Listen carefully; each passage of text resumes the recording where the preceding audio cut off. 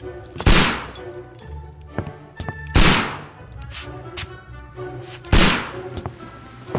Holmes, will you stop that?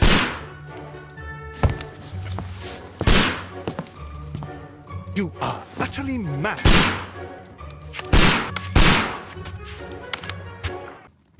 Stop, Holmes! Is that you, Watson? Yes, of course it is. And you almost killed me. Nonsense. I was aiming for the vases. Blindfolded?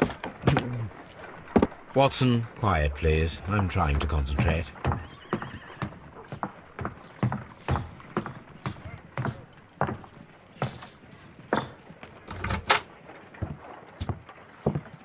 Ah, Lestrade. What is it this time? He can see me. Well, here it is, and it's a good one, Mr. Holmes. A gentleman by the name of Peter Carey, also known as Black Peter, has been murdered. A sailor, most probably. What happened here? Oh, Mr. Holmes, how could you? It's the only exercise I've had all week. A grateful client from Limoges sent me a vase collection this morning. I couldn't think of a better use for it. You're out of your mind. I missed 4 out of 10. Given you were blindfolded, that was very good. Can I have a try? Am I the only sane one here? I suppose that Watson is right, Inspector. A little brain work would be preferable now. Do please tell us more about Black Peter. Peter Carey, born in 1845 and 50 years old. An ambitious sort, he achieved much success in seal and whale hunting around Scandinavia. Retired in 1884 with a small fortune. He invested his money in a property called Woodman's Lee, near Forest Row in Sussex. It was where he lived for 6 years, and where he was found dead yesterday. Has the investigation already begun? Yes and no. In fact, this crime is so mysterious that I would prefer you to join me down there. Give me half an hour to prepare, Inspector.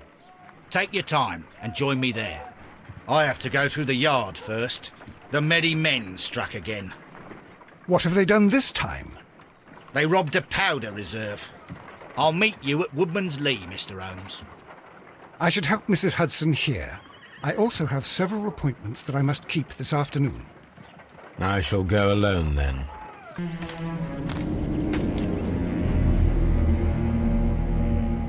Mr. Holmes, I'm over here. Come on.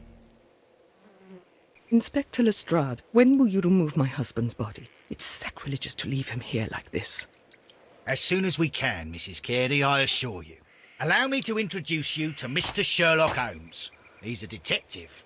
No doubt you've heard of him. I'll wait for you in front of the cabin, Mr. Holmes. My condolences, Mrs. Carey. Thank you, Mr. Holmes. Madam, can you tell me if you saw or heard anything unusual upon the night of the murder? At 2 o'clock in the morning, I heard a terrible scream. But I thought nothing of it then. He would scream all the time when he was drunk. Can you please tell me what occurred on the evening of the murder? Well, Peter got drunk in the evening. He was in such a terrible temper. Usually, whenever that happened, he'd stay all night drinking in his cabin before passing out. Do you remember at what time you found your husband's body? In the morning, at around 7 o'clock. I noticed the cabin door was open, but I didn't go in to take a look, for I knew my husband would not have liked it. At around 10 o'clock, I dared to glance in through the door and... oh dear. Was your husband accustomed to receiving visitors?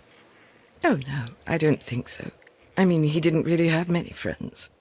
We lived quite an isolated life here, after his retirement. The garden is very large and well-maintained. Do you employ someone to look after it? It is true, there is a lot of work, but my husband took care of it himself. You have indeed suffered a great loss, Mrs. Carey. Nevertheless, I believe it will be less of a burden for you soon. Yes, life with Peter was never easy, but he was still my husband. He was different, wasn't he, when you first met him upon your return from Plymouth? Yes, Mr. Holmes. Oh, my goodness, but how do you know about that?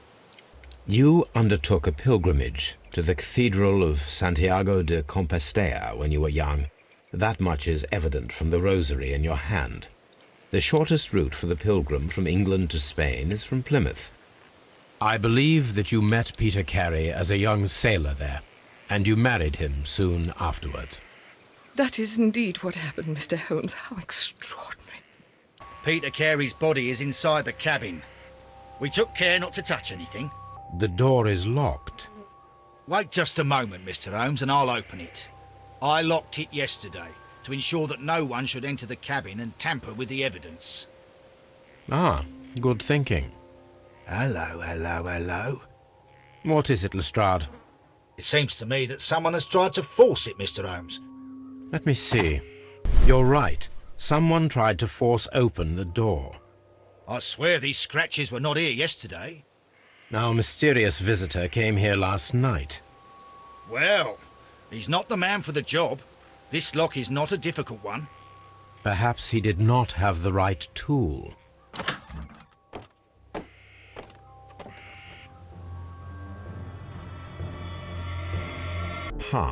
Someone was here yesterday. They attempted to force the door to gain entry. Well, Mr. Holmes, what do you think? I think that we are lucky, And why is that? because of last night's attempted break-in. Oof, you've lost me. It is very probable that whoever came here hoped to find the door open. They tried to force it with a knife blade, but they failed. What will they do? Why, return tonight, when they will be better prepared. Aha! So what do you propose? We shall remain on the outside, near the window, where we stand the best chance of catching sight of our visitor. Well, gentlemen, ready your pistols. We have a long night ahead of us. This looks like the perfect hiding place.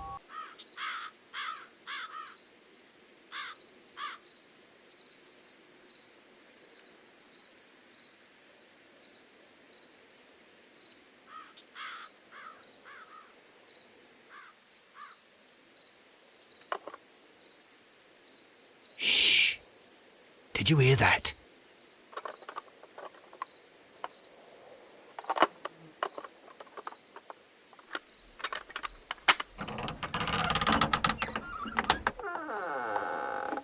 There's someone there. I'm gonna collar him. I'll be right behind you. Police! Hold it right there. All right, my fine fellow. Who are you and what are you doing here? You're detectives, I suppose. You imagine that I'm connected with the death of Captain Carey. I assure you I'm innocent. Innocent? And what are you doing in his cabin? Shall I tell you? You came to retrieve what you had lost after killing Peter Carey, but we were here waiting for you. What is your name? John Hopley Nelligan, but I didn't... Do you deny that you came here yesterday? No, but yes, it's just that I couldn't... I'm tired of this. Off we go to the yard. Tomorrow, I'll see that you're put in front of the judge. What? But you can't! I'm not... It's a terrible mistake! Enough. You can explain all of that to the judge. You're coming with me to the yard. But... In light of recent events, it seems evident that your coming here was unnecessary.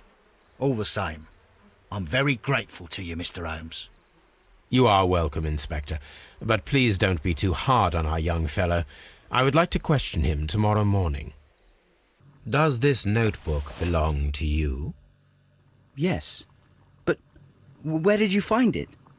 I did not know... I thought I'd lost it at the hotel. What do these abbreviations mean? Oh, no. I beg you, I can't. If I told you, it would only make things worse. But I will find out eventually, Mr. Nelligan. The sea knife was found near Carey's body. Tell me, Mr. Nelligan, did Mr. Carey try to defend himself or to attack you with it? I don't know. I didn't kill anyone. The police seized this valuable ring from you. Whose is it? I didn't steal it from anyone. It has always belonged to me.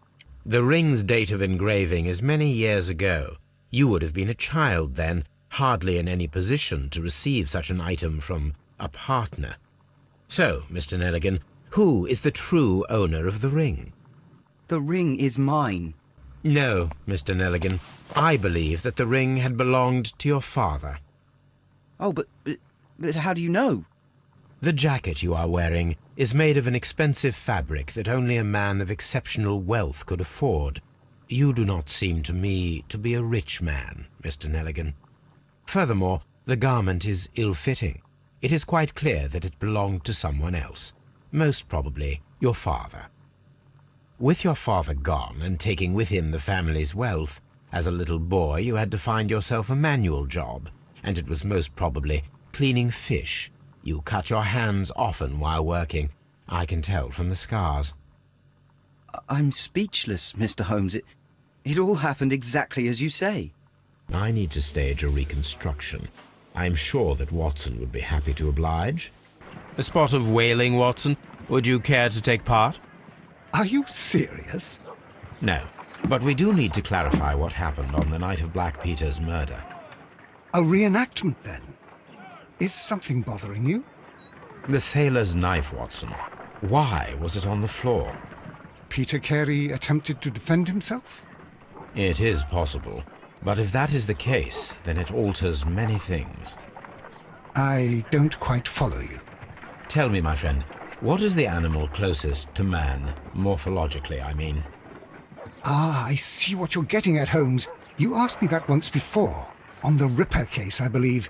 Do you want to slit some more pigs' throats? No. Thank goodness for that. I wish to impale one with a harpoon. Wonderful. Watson, let us pay a visit to our butcher friend in Whitechapel. We require the carcass of a well-fed pig. And the harpoon? One of the harpoons on the wall of Black Peter's cabin should do quite nicely. Well, here we are in the preparation room. I can't say that I like the smell of it much. What do you intend to do? To indulge myself in a little experiment.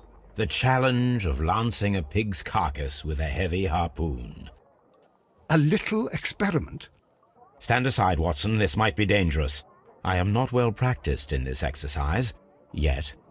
This is the best possible result that I could get.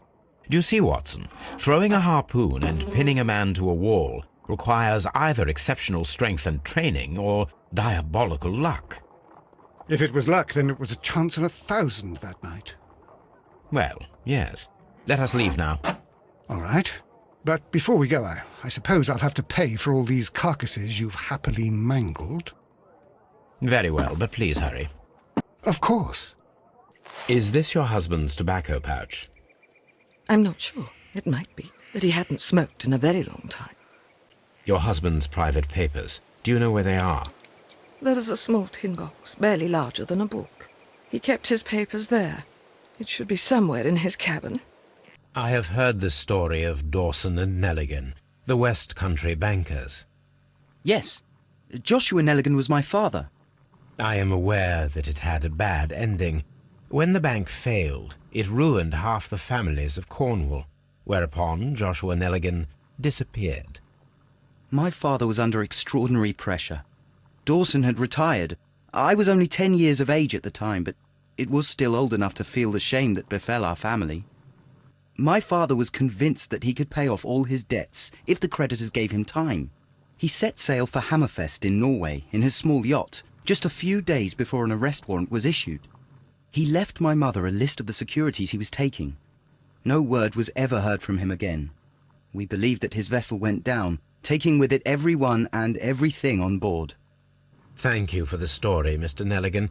At last, we are making some progress. Interesting. Joshua Nelligan and Peter Carey were both at sea in Norway. There is definitely some connection between Peter Carey and Joshua Nelligan's disappearance. Canadian Pacific Railway, CPR, a torn piece from a bond certificate. I have seen this abbreviation somewhere very recently. There are 3 ways of discovering what happened in August of 1883 aboard the Sea Unicorn. The first 2 of these will require speaking with a dead man. The last would be to locate vital witnesses, the sailors involved in this whale hunt campaign. Something new, Watson. I have the list of sailors who were aboard the Sea Unicorn. We shall soon learn what happened to Nelligan's father. I have only to find them. Let us hope they are still working at the harbour. I think that if you pretend you're from Scotland Yard... I doubt it, Watson. And really, I would prefer that all of this remains quiet for now. But I have another solution. I'll call in the specialist. And who might they be? The secret police division of Baker Street. Ah, you mean young Wiggins and his gang? Yes. Believe me, you'll receive more useful assistance from these little urchins than from a dozen yard detectives. Those children are everywhere. They see and hear everything, and they are cunning. All they lack is organization. I'll summon them. How will you do that? There is always a watch beneath our window. I have only to call him. Wiggins, could you come upstairs, please? At your service, Mr. Holmes. Wiggins, I need you to track down certain people for me. I'll give you a list. You can read, can't you? Big Oliver from our gang. He can, because his father is the coachman of a famous lawyer. Fascinating. Here is the list of sailors. Sailors? Easy. Just got to look where the rum and the red lights are. Sorry to trouble you, Mr. Holmes, but the inspector asks that you come to the station as soon as possible. Thank you. I'll be there shortly. Mr. Holmes, I'm glad to see you. As always, what happened? We have a new suspect, Liam Hurtley. I'm thinking that this case will be resolved very quickly now. Interesting. Pray tell. Well, the constable that I left at Woodman's Lee noticed a suspicious individual prowling around during the night. Do you have him here? Yes. He refuses to speak with us, but we'll make him talk. Let us hope so. Ah, yes, and one more thing. The constable told me that at the time of his arrest, the fellow was writing a letter. Do you have it? Of course. It's in the evidence room, at your disposal. Admit that for once, Mr. Holmes, Scotland Yard is a step ahead of you, eh? Breathtaking. Allow me to introduce myself. My name is Sherlock Holmes. I would like to ask you a few questions. I've already told the police that I've nothing to say.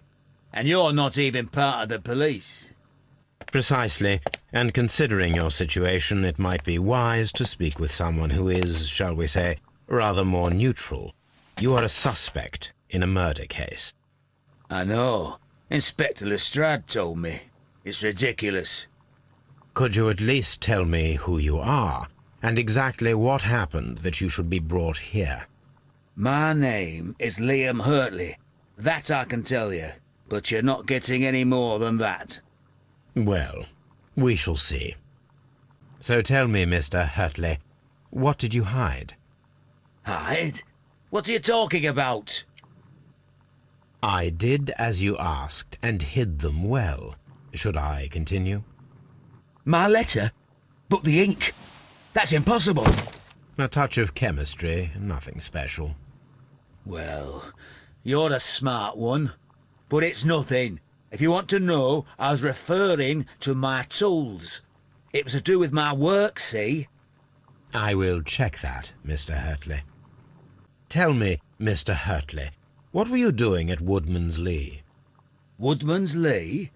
I've never been there. The second pair of boots that you had with you when you were arrested perfectly match the footprints found near the cabin where Peter Carey was murdered. Footprints? That's your proof? How many men have boots like mine? That doesn't make me a murderer. Now that your presence at Woodman's Lee has been proven, would you care to explain it? I don't remember. What would I be doing there anyway? Because you are the gardener at Woodman's Lee. I'm not. How did you... I observed your hands. They told me that you work with the earth. Small fragments of plants snagged to your trousers indicate that you were mowing very recently. But the most obvious clue presented itself in the bird embroidered on your handkerchief. A crested tit, if I'm not mistaken. All right, you got me.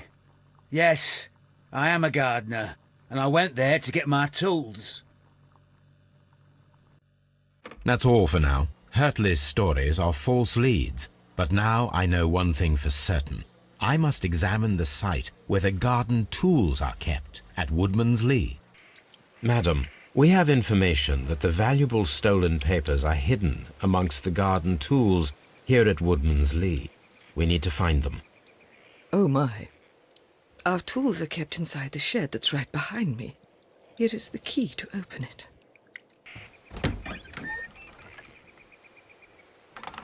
Let's see what could be hidden here. A bundle of letters in a woman's hand with the Carey family monogram. Hurtley and Mrs. Carey were in a relationship. That is interesting. Madam, I am aware of your affinity with Liam Hurtley. What are you talking about? Mrs. Carey, we found your letters. My letters? I asked Liam to return them to me. I wanted to burn them. Why did Mr. Hurtley put them inside the garden shed? I don't know. I wanted them back, but I couldn't see him, not after what happened. Well, here they are. Oh, this is terrible. Terrible. Liam, how could he? After what he has done. You believe that he killed your husband? No, I do not know. I do not know. Leave me alone, please. Mr. Holmes, we found the sailors from that list you gave us. Well done, Wiggins. Let me see. This man is a harpooner, and his initials are PC, the same initials that were found on the tobacco pouch. Wiggins, could you gather some information on one of the sailors that you found? His name is Patrick Cairns. We found Patrick Cairns. Good job, Wiggins. Where is he? He lives in a small furnished dump of a room, but he's always at the Sea Witch pub, where he does arm wrestles for money and drinks. Excellent. Here is your reward. 2 guineas. Thank you, sir.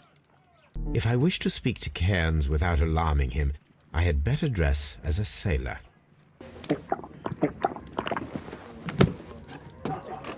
Hello there. Are you Cairns? What do you want? I've heard all about the gambling and arm wrestling here. You seem like the likely sort, and I'm up for it. I start at 10 shillings. Suits me.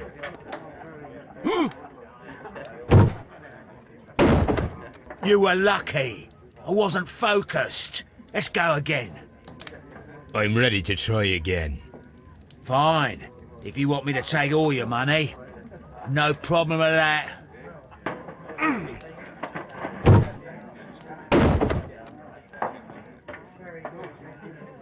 Well, good for you, I reckon. You're stronger than you look. Here's your 10 shillings. I'd like to buy you a drink. Good winner as well. That's good. Let's have a drink.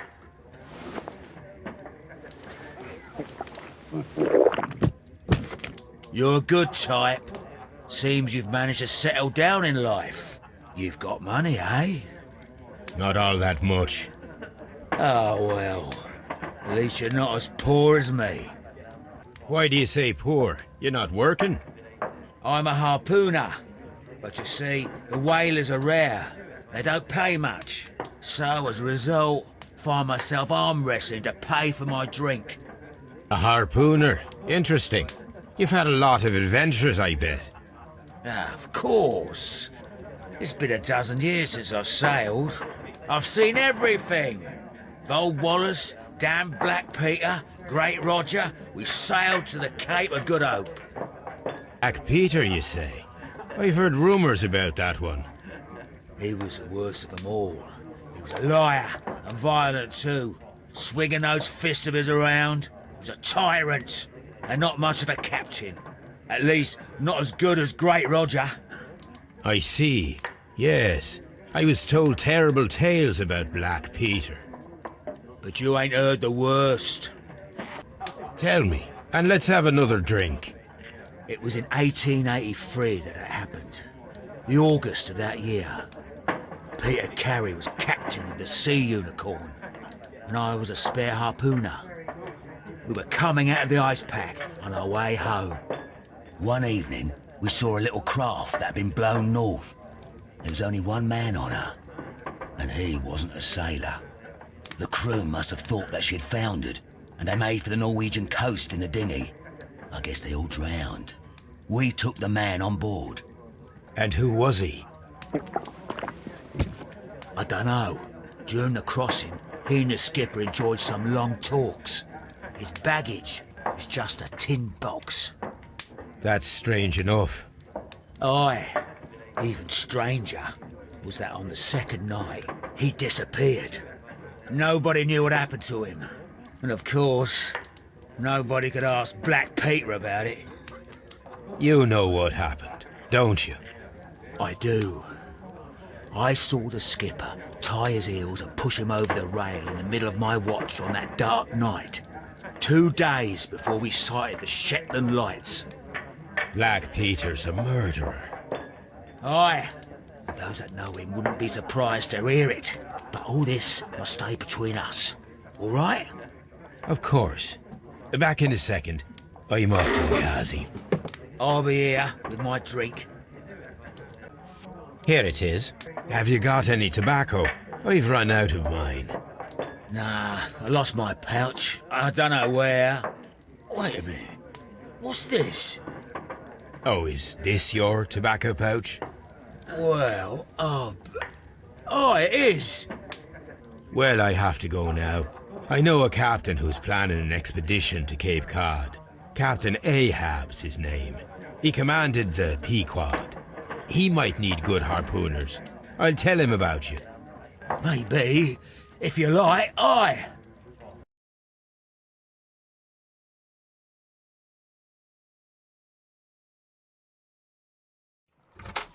Good afternoon. I must be at the wrong address. I'd like to speak with a ship's captain, a Captain Ahab. Is that you? No, my name is Sherlock Holmes. That detective fella? So, you wanted to see me? That is correct. We need to talk. About what? About Black Peter, who was killed in his own hut with a harpoon. You know, don't ya? Yes, How? the tobacco pouch. You recognized it. The sailor. It was you. Unbelievable. Well, fine. I confess. But if you really do know everything, you should also know that I didn't want to kill him. He made me do it. I know. Did you know about this story with the bond certificates? Did you need money? Yeah. I just wanted him to cough up a little silver. I'm out of work, and I thought maybe he could help me. Well, he refused outright, and he insulted me. I reminded him I knew all about that murder he committed at sea in 1883. Then he got mad when I spoke about his treasure.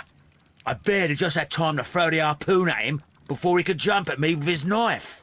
You know the truth. What will you do now? I ask that you return the bond certificates. Keep some of them. You will need them in your exile. It is better that you leave the country for a few years. And you won't say anything to the police? I will not say anything as long as you return the money. Well, I'll do as you ask. But what about Inspector Lestrade? I will deal with him. Goodbye.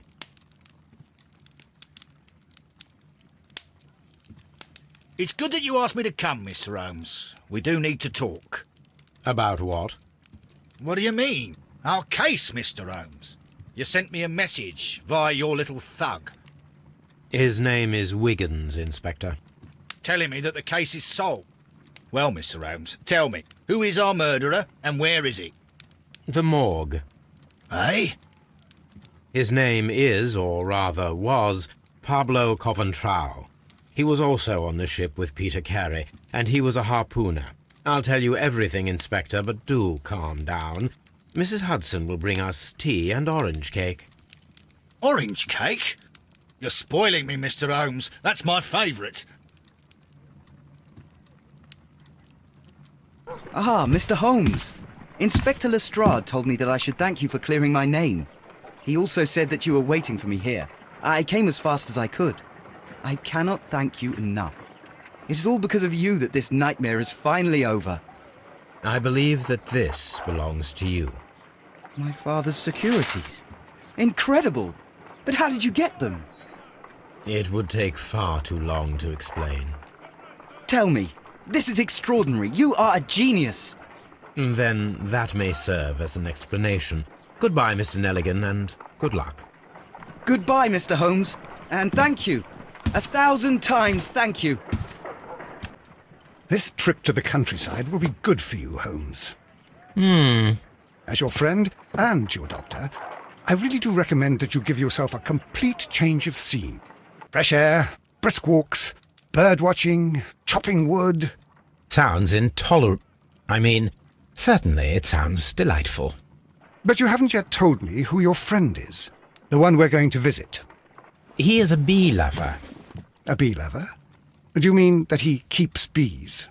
That must be Mrs. Hudson, bringing the warm cloth that I requested. There is someone to see you, Mr. Holmes. I have no time. Send whoever it is away. Yes, Holmes, I really think we ought to leave now.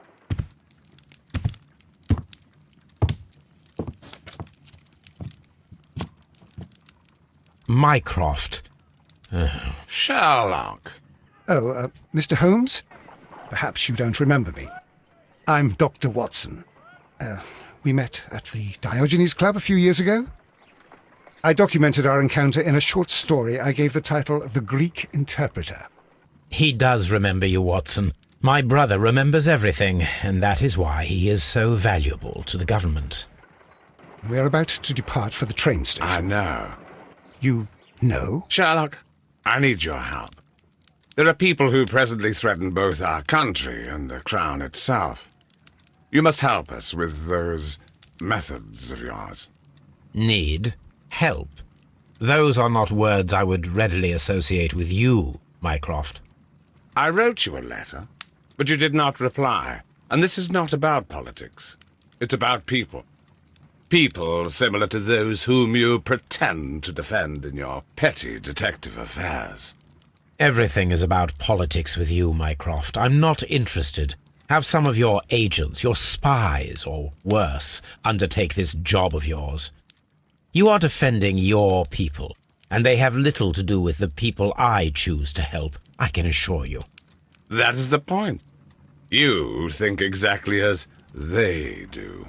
Who are they? The Merry Men. He is talking about the Merry Men, a band of idealistic terrorists. Sherlock, do please think about it. They are planning something diabolical. Your country needs you. You need me, Mycroft, and you are not the country. Although if your waistline expands very much further. Mrs. Hudson, tea will not be necessary. Dr. Watson, the train conductor, Mr. Parker, is aware that you will be 7 minutes late. You are in the 4th car. The train will be waiting for you. Sherlock, enjoy your time in Staffordshire. And do, please, at least write to me on your return. Watson, I'll hold a cab for us. We leave in 5 minutes for the station.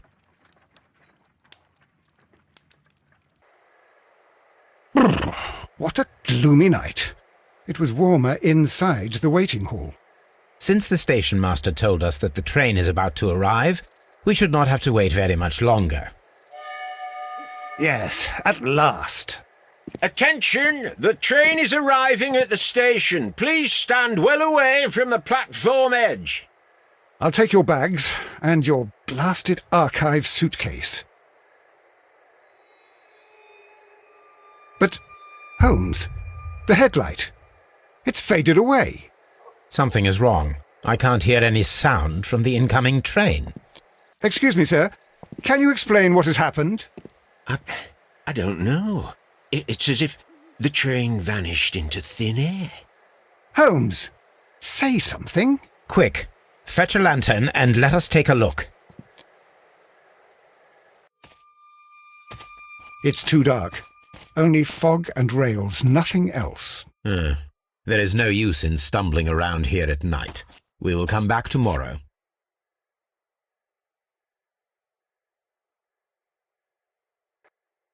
Well, here we are again at Evesham Station. We have a full day ahead. Let us begin our investigation.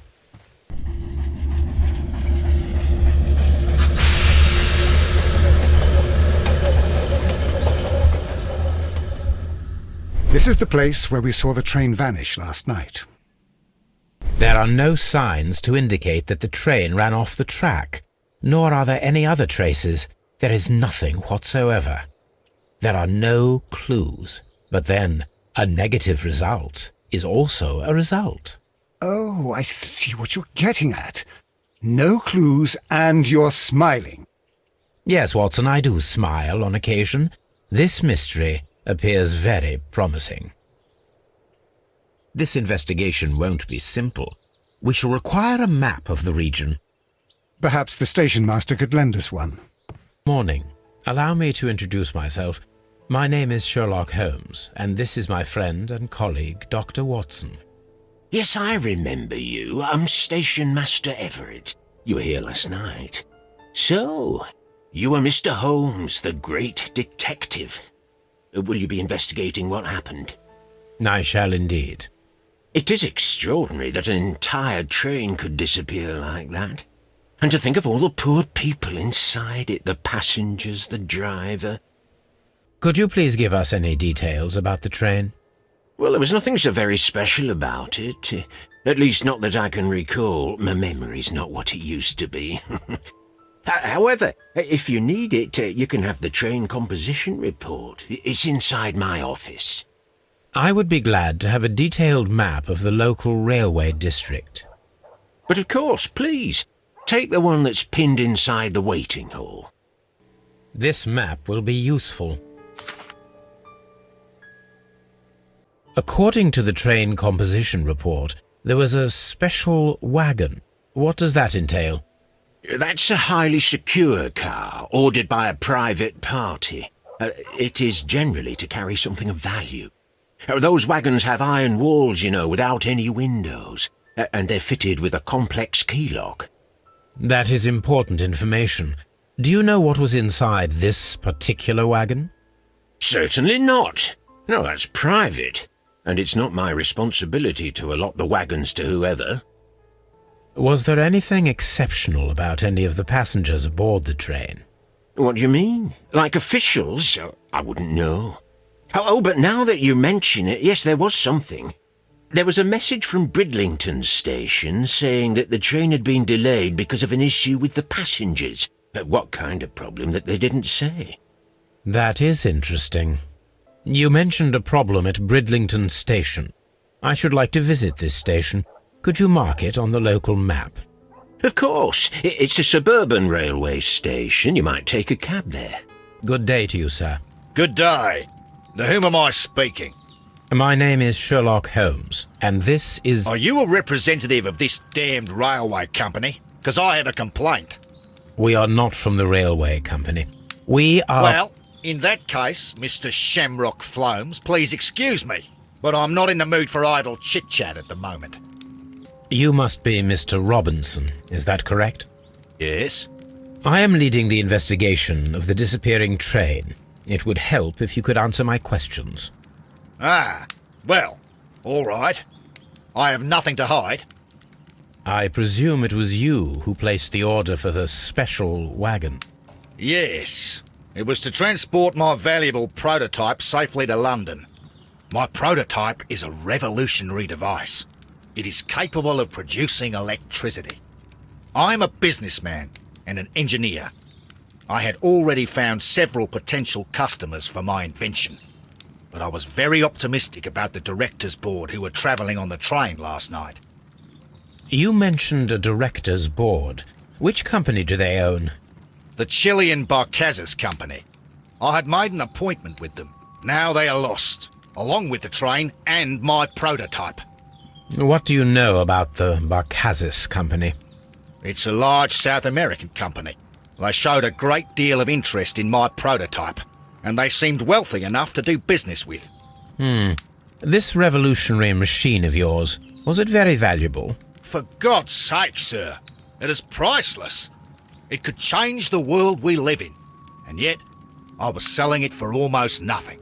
I am a humanitarian, you see. I do not know if I will ever be able to get over this disaster.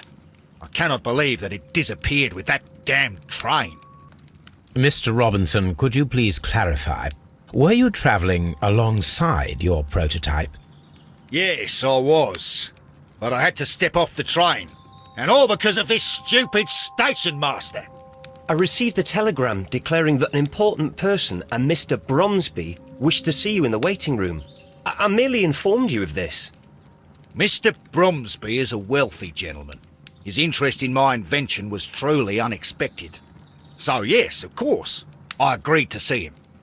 Unfortunately, he wasn't there.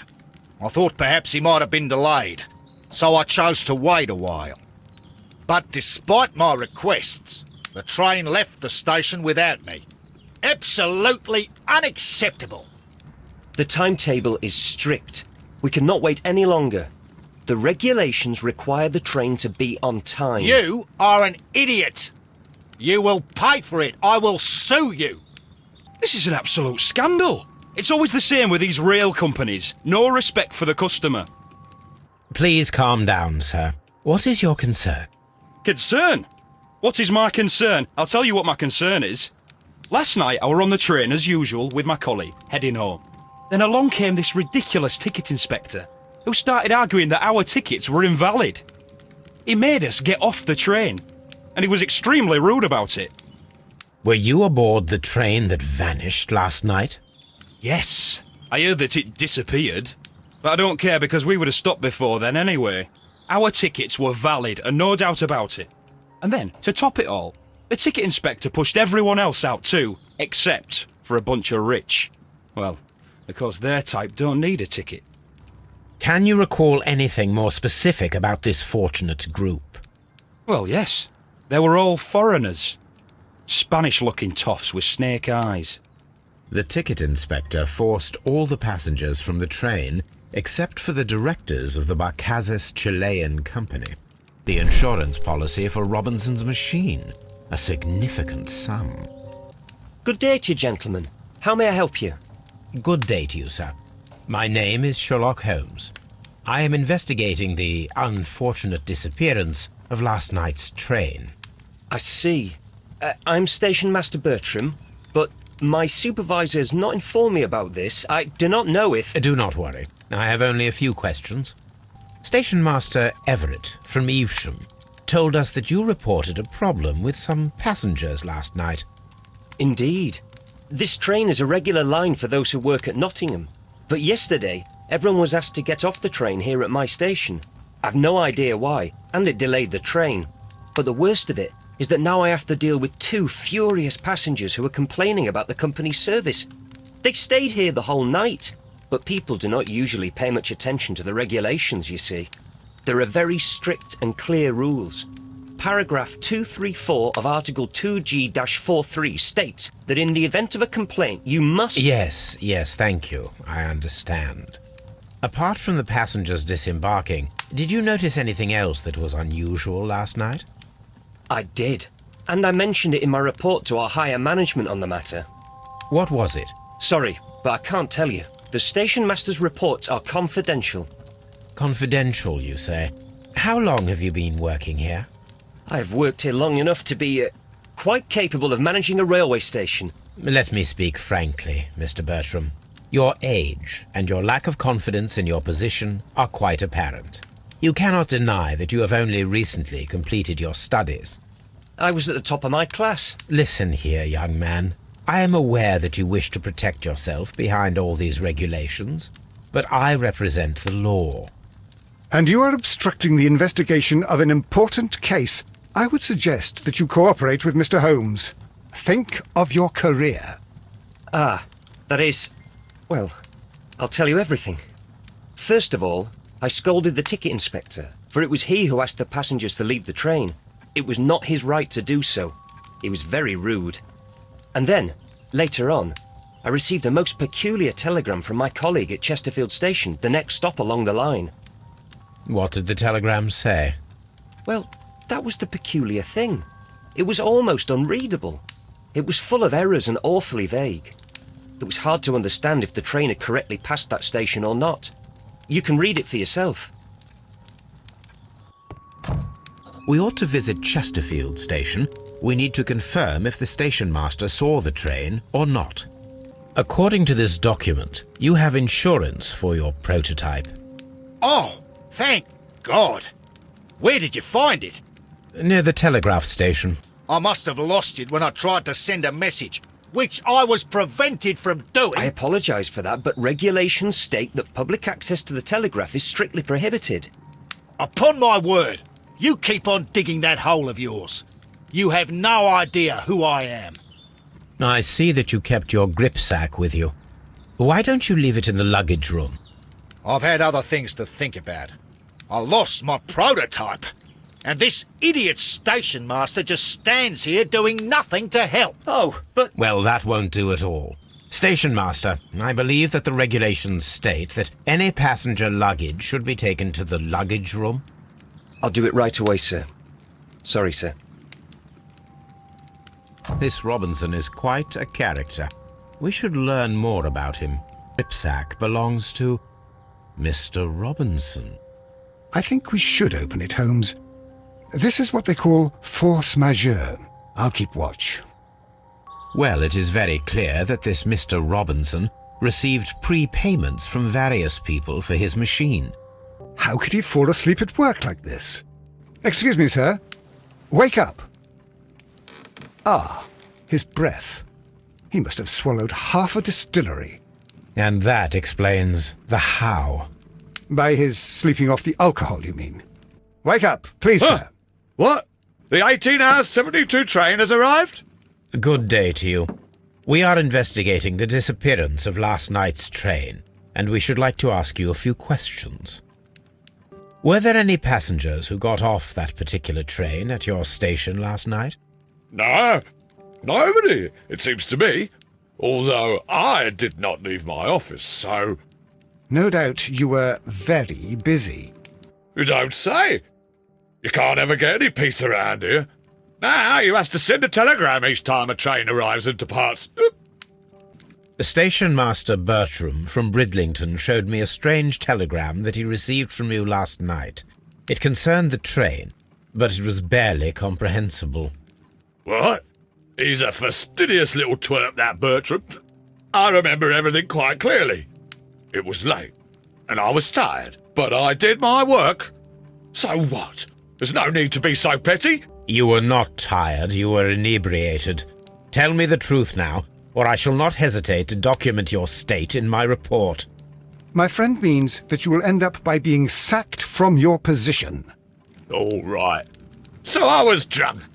I don't remember all of yesterday, to be truthful to you. Please don't go harsh on me. Holmes, this man has consumed a considerable amount of alcohol. He's not entirely helpless yet, but... It will not be long before he is. Obviously, his testimony cannot be trusted. Locked. There is no sense in asking the station master to open it. We shall have to pick the lock. French wine. A remarkable vintage. These bottles are too expensive for a station master's wage. They were likely taken from the parcels. Shameful. These tools were used quite recently. They are still muddy. We should ask about them.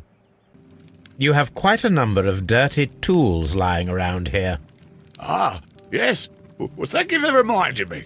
I should clean them. Although, it might be easier to put them outside. Seems it might start raining soon. I meant, what were they used for? Some workers come here and borrowed them from me.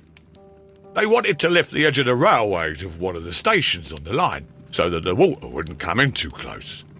Who were these workers? Well, they didn't seem to be from the company, but they was fine lads. They invited me to share a drink, and whatever it was, it had a kick to it. They wasn't English. No, I don't believe so. But see, they knew just what a man needed to brighten up his dull evening. A handcar wheelbase. Interesting. It appears that elements of the same construction were scattered everywhere. Watson, please tell me, do you believe in magic? Of course not, Holmes. Then you are of the opinion that a train cannot simply disappear. Well, we both know that that is obvious. Why are you asking such peculiar questions? A little patience, Watson. You will understand my point quite soon. So, are you quite certain that you saw the train at Evesham Station? Yes, of course. We saw it coming. The headlights, and heard the whistle. But that is it. We didn't see the train itself. But... Oh, Holmes, I'm a little confused. So, now here we have the fake train that we saw approaching Evesham Station last night. Doesn't look much like a train to me. Be patient, Watson. I haven't finished yet. Try using your imagination. Our train requires only a headlight and a steam whistle.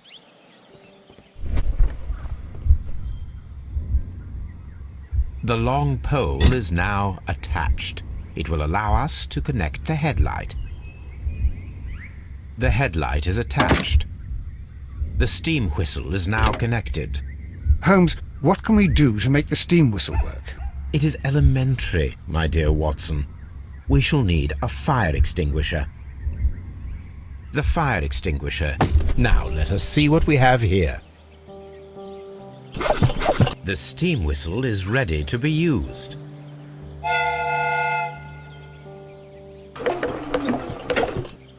Watson, I do believe that we have created an exact replica of the train that vanished in front of us last night. The criminal mind can be most inventive. I am somewhat in awe. So such a thing is possible. If someone went to all the trouble of creating this fake train, then it was surely with the intention of stealing the real one. Ah, Watson, you should not jump to conclusions. In fact, this does not tell us very much at all, except that the train did not evaporate into thin air. Although you half suspected it. At any rate, we now need to find where the real train might be hidden. I suggest we use my archives to find a more detailed map of our surroundings. Well, I hope that justifies our having to load your massive archive suitcase onto the cab. It made us extremely unpopular with our driver. There is a side branch to the railway. Its first switch is located between Bridlington and Chesterfield stations. There is one more station to be visited. It is located between Chesterfield and Evesham, and there should be a side railway to the nearby quarry. There is a small section of a railway at the end of Evesham Station. The switch is rusted, but it still works. Mines. This is interesting.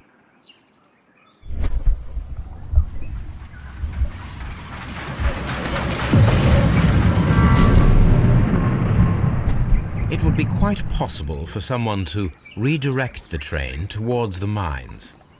This mine has completely collapsed, Holmes. It is curious, but to be truthful, I am not entirely surprised.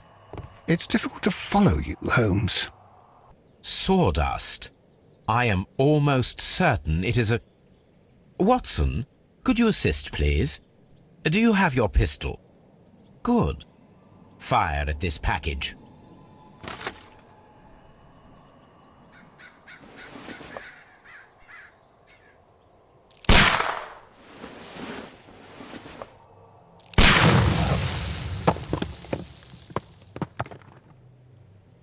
Dynamite.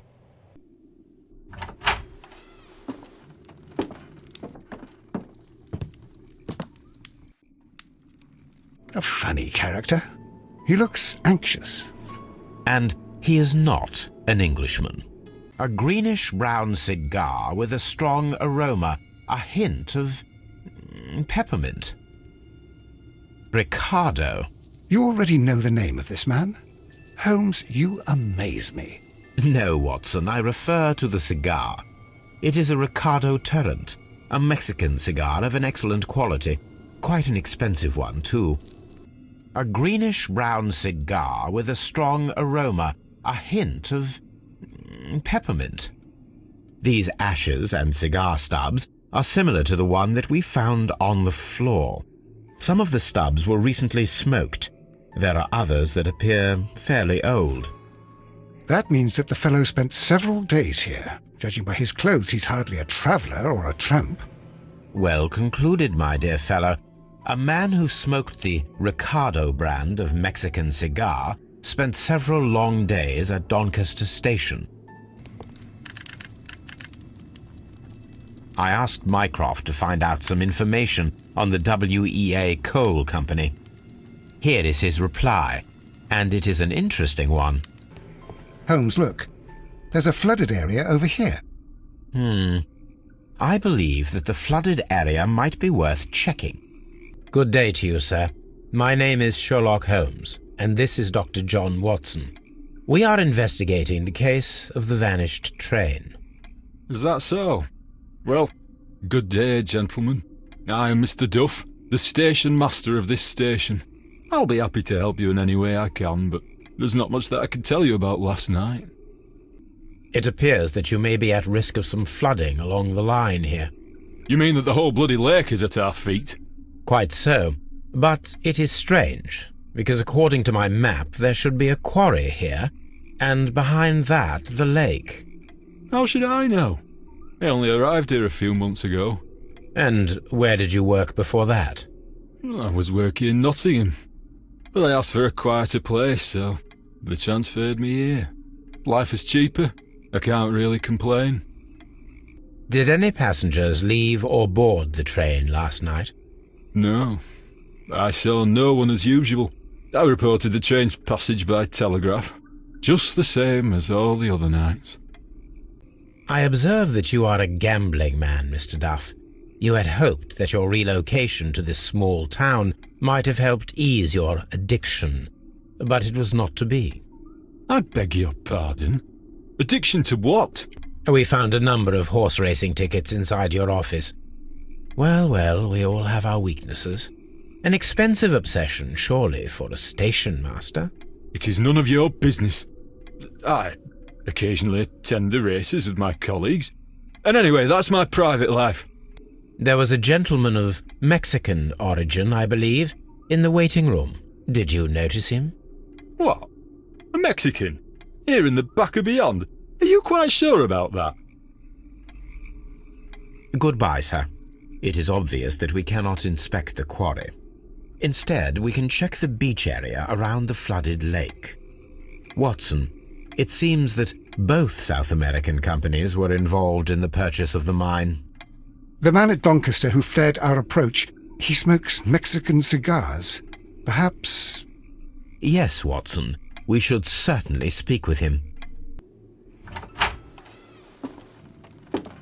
Please, sir, we would ask you not to leave. We have some questions. Are you the police? No, we are employed by the railway company. We are collecting witness statements about the train that disappeared last night. Lo siento, I'm in a hurry. Really? It seemed that you were waiting here for someone. Could you tell us if you were at the station last night? No, I just arrived from South America. A formidable journey, no doubt. Which country are you from? De Chile. Chile? But you are Mexican. No, you are wrong. Why would you think I'm Mexican? Because of your cigars. Sí, cigarrillos. So what? Those cigars are the Ricardo brand, from Mexico. It is quite impossible to find them anywhere but there. Pero not your business. I don't suppose that you are on vacation. What business brought you here? I was to meet my fellow compañeros. Where did you arrive yesterday? They were on that damn train. I will stay here and hope that the authorities find them, or their bodies. It's now my responsibility to repatriate them. Who authorized you to do that? The company I work for. Could you tell me the name of the company? It's not your concern. And what is your name? Enough questions. Buenas tardes. Not a very friendly man, and he is lying. He said that he just arrived, but we know that he has been here for several days. There was a building here not so long ago. But I don't understand, Holmes. Why would anyone destroy the shed in such a manner? It was disassembled in great haste. It is most odd. It appears that there was a small warehouse near your station, and that it was disassembled. Why is that? It was burgled overnight about 2 weeks ago. The police have already started their investigation, but I doubt that they'll find anything. What was inside the warehouse? Nothing of value. A few 100 feet of standby rails and some spare railway parts. But it wouldn't be easy to steal all of that. Why would anyone want to? The station master appears to have found himself in some financial trouble. Then the case is solved, Holmes. What do you intend to do? Well, I shall require assistance for the arrests. There were accomplices. Ah, but I know that look. You have your own ideas. What are they, Holmes? On the one hand, we have the local constabulary and advice from our friend Lestrade. The problem we have there is that the authorities seem to be incapable of acting quietly. They rely on brute force. It could result in an international scandal. Our other option is Brother Mycroft and his tedious political games. He will locate the guilty parties without any trouble, but it will be a long and drawn-out process, and possibly with some compromise that will be to Mycroft's benefit. But I think I'd prefer to give Mycroft a chance. We should overlook our personal differences on this occasion. Let us go home, then. I'd like to begin writing a draft of this story. I did not say that we had finished here yet. Well, all right. What did I miss? Watson, we know that the Barcazas Company directors were trapped under the collapsed mines, along with the train and Robinson's prototype. But we still need to corner the guilty party. But how do you intend to prove... Oh, no. Please don't tell me we have to dig out the mines. You may rest assured that I have a far better idea. We have only to use our corrupt Doncaster station master as bait. He will unwittingly trap our Mexican friend. Of course, you already had a plan. I shall follow you, Holmes. Well, the case is solved, and we shall be heading home. May we have 2 tickets to London, please? Right away. Wait a minute. You've solved the case? In a manner of speaking. Can you believe that the rescue service miraculously saved one of the Chileans who were on board the train? The police have ordered his immediate escort to London on the next train. He pulled through, then? He's alive? Yes, by extreme good fortune. His condition is quite serious, and the method of transportation has its risk, but he will be held securely by the doctor and police officers. The gentleman carries some vital information on this case. I am sure of it. Ah, really? Your station will be famous, Mr. Duff. The journalists will be here before you know it. Goodbye, sir. Goodbye, gentlemen.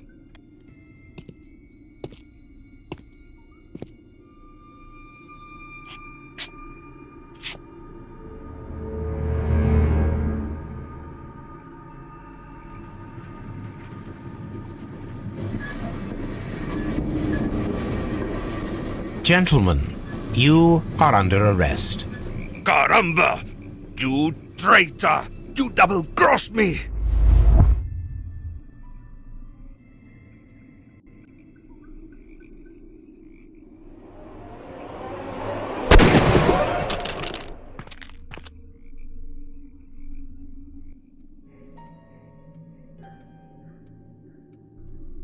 Good shot, Watson.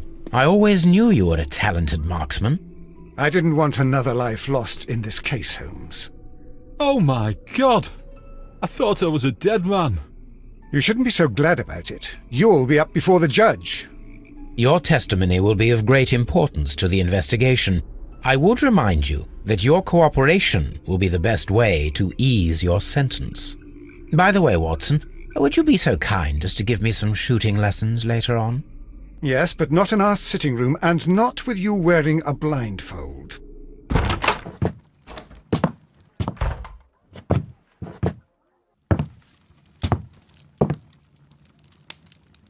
Holmes, what happened? I feel deathly. And you look it. Let me examine you. Please don't tell me that you've returned to your old habits.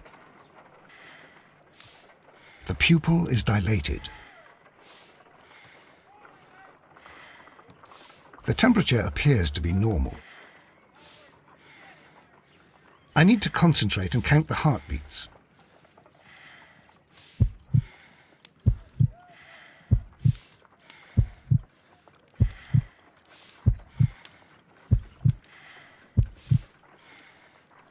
A weak pulse, around 50 beats per minute.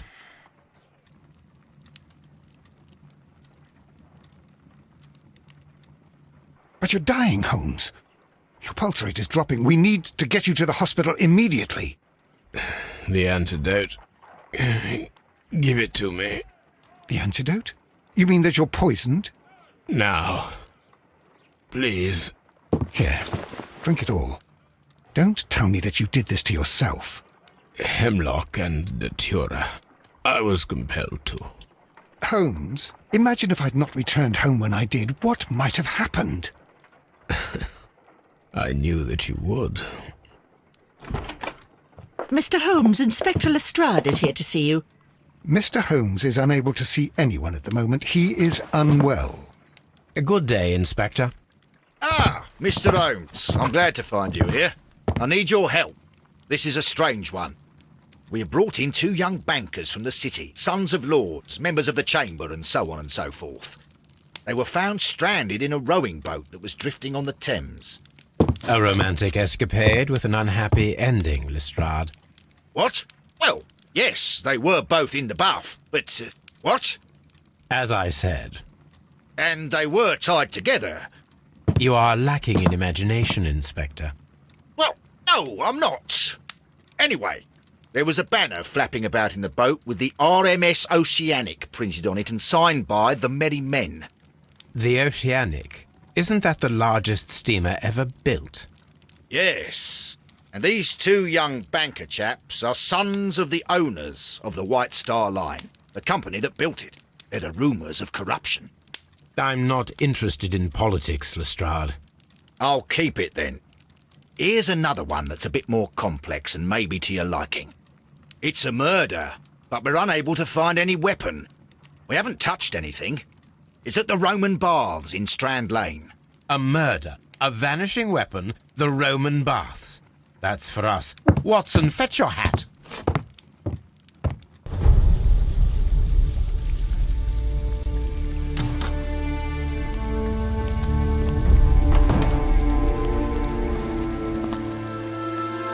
What a beautiful place. With a dreadful murder. The body of Sir Rodney Bentcliffe is still in the steam room. It has not been touched, per your usual instructions, Mr. Holmes. I shall be waiting for you here, but please hurry. Are you able to identify the men who were with the victim in the steam room? Yes. The manager of the bath, Sir Gregory Pitkin, a lad from the City Council, Garrow, and an archaeologist by the name of Blinkhorn. I think the plump one, Garrow, did it. He doesn't seem right in the head. Well, we shall see. You found no murder weapon? No, and that's why I called you. All 3 witnesses and the victim were locked in when the murder occurred, and they remained so until we got here. We even had to pick the lock to enter. I see. Was there anyone else here, apart from those gentlemen in the steam room? Yes, a Mr. Phillips. He was the one who called the police. He'll be able to give you more details. Good day to you, Mr. Phillips. My name is Sherlock Holmes, and this is my colleague, Dr. Watson. Would you be so kind as to answer our questions? Certainly, sir. Please tell us the chain of events from the start of your day. Everything that you can remember. The slightest detail may be of importance. Very well, sir. I came in at 6:30 this morning, and I opened the baths. I made sure that the room was clean, and I prepared the towels. The brazier was still burning. There was a fire burning all night? Yes, Sir Gregory ordered me to light the brazier yesterday. It takes some time until the room is fully heated. The gentlemen had a meeting at 9 o'clock this morning. I wanted everything to be perfect. They'd been in the steam room for 20 minutes when I suddenly heard shouting. I ran to the door, but it was closed. I couldn't open it. So I ran out to the street to call for the police. One constable came up, and then there were others, and they picked the lock. Then Inspector Lestrade came along, and he told us that nothing should be touched. Did you receive any other visitors this morning? No one. Until these gentlemen arrived. Sir Gregory was the first. And then, while we were discussing work details, Sir Rodney and Mr. Blinkhorn arrived, and Mr. Garrow followed. What happened after that? I waited until they'd all entered the steam room, then I returned to the hall. The changing room door was open, so I should hear if they needed anything. You would have heard if someone had entered or left the steam room. Certainly, sir. These doors make a lot of noise.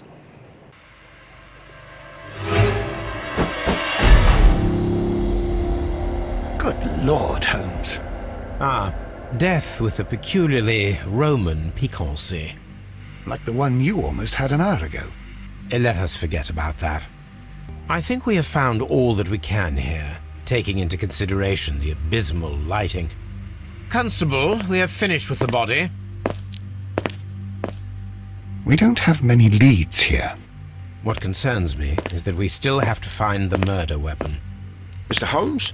Please have the body removed without disturbing anything else in the room. All right, Mr. Holmes. I was wondering, Holmes, it's fairly reckless to carry out a murder inside a closed chamber. Why do you suppose they did it? There are a great many possibilities. The murderer was in a hurry, or he is an artist, or a ghost, or he wanted to ensure that I'd be brought in on the case. Probably the latter. You are ridiculous, do you know that? How many people have keys to the steam room? We have just the one key for now, which Sir Gregory gave to me. So, this morning you opened the steam room, and then? I put the key inside my desk, but when they called, I couldn't find it. It had disappeared, but I don't know where it is. Did you leave the baths at any time, or receive any visitors? No, sir, I did not. You are not telling the truth, Mr. Phillips. You left your work this morning, and you went to the post office, where you dispatched a telegram at around 7:30. But how could you... No, The telegram was for someone in Manchester.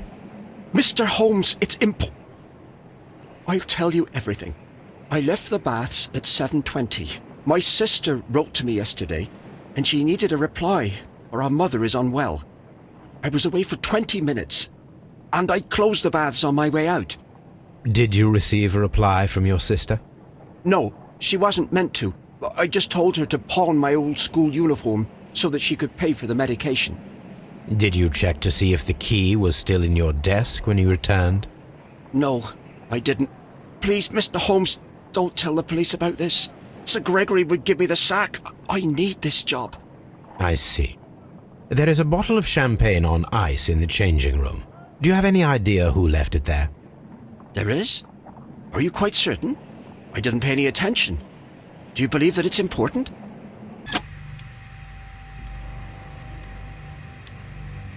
With the steam on, I'm unable to see even a few feet away.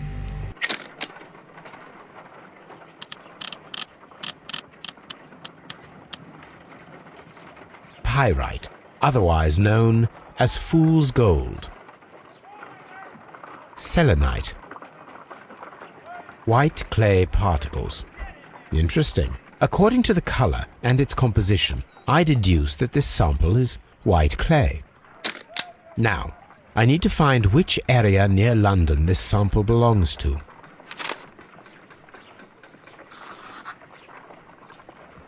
The sample of dirt belongs to the White London clay region, located near the city of St. Albans. Mr. Holmes, I should like to take the suspects to the yard. You can interrogate them there. Any objections? None, Lestrade. Mr. Holmes, the coroner... But what are you doing? Tampering with the evidence? I prefer to make them talk.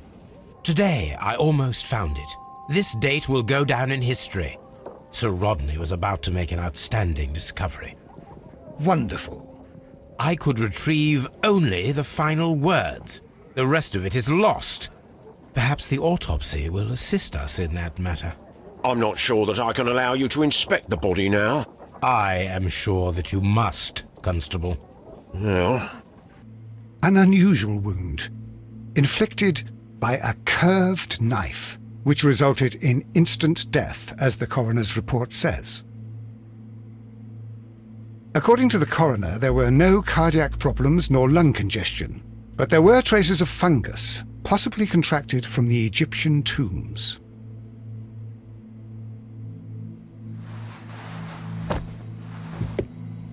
some light bruising caused by a rope. The bruising is in lines.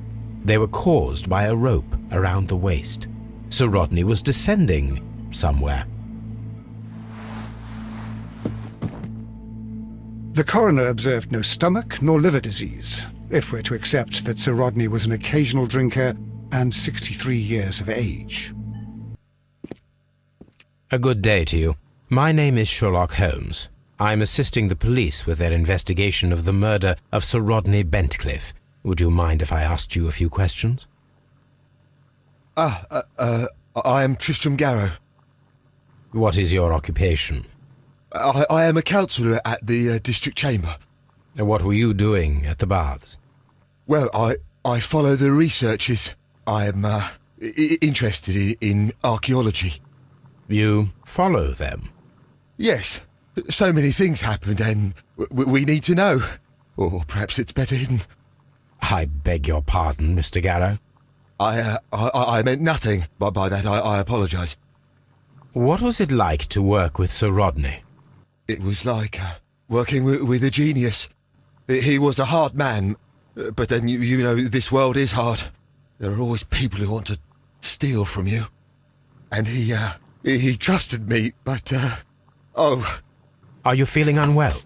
Oh, I'm sorry. It is I remember. Oh, I feel so sorry. Do you need anything? I feel bad. I hear...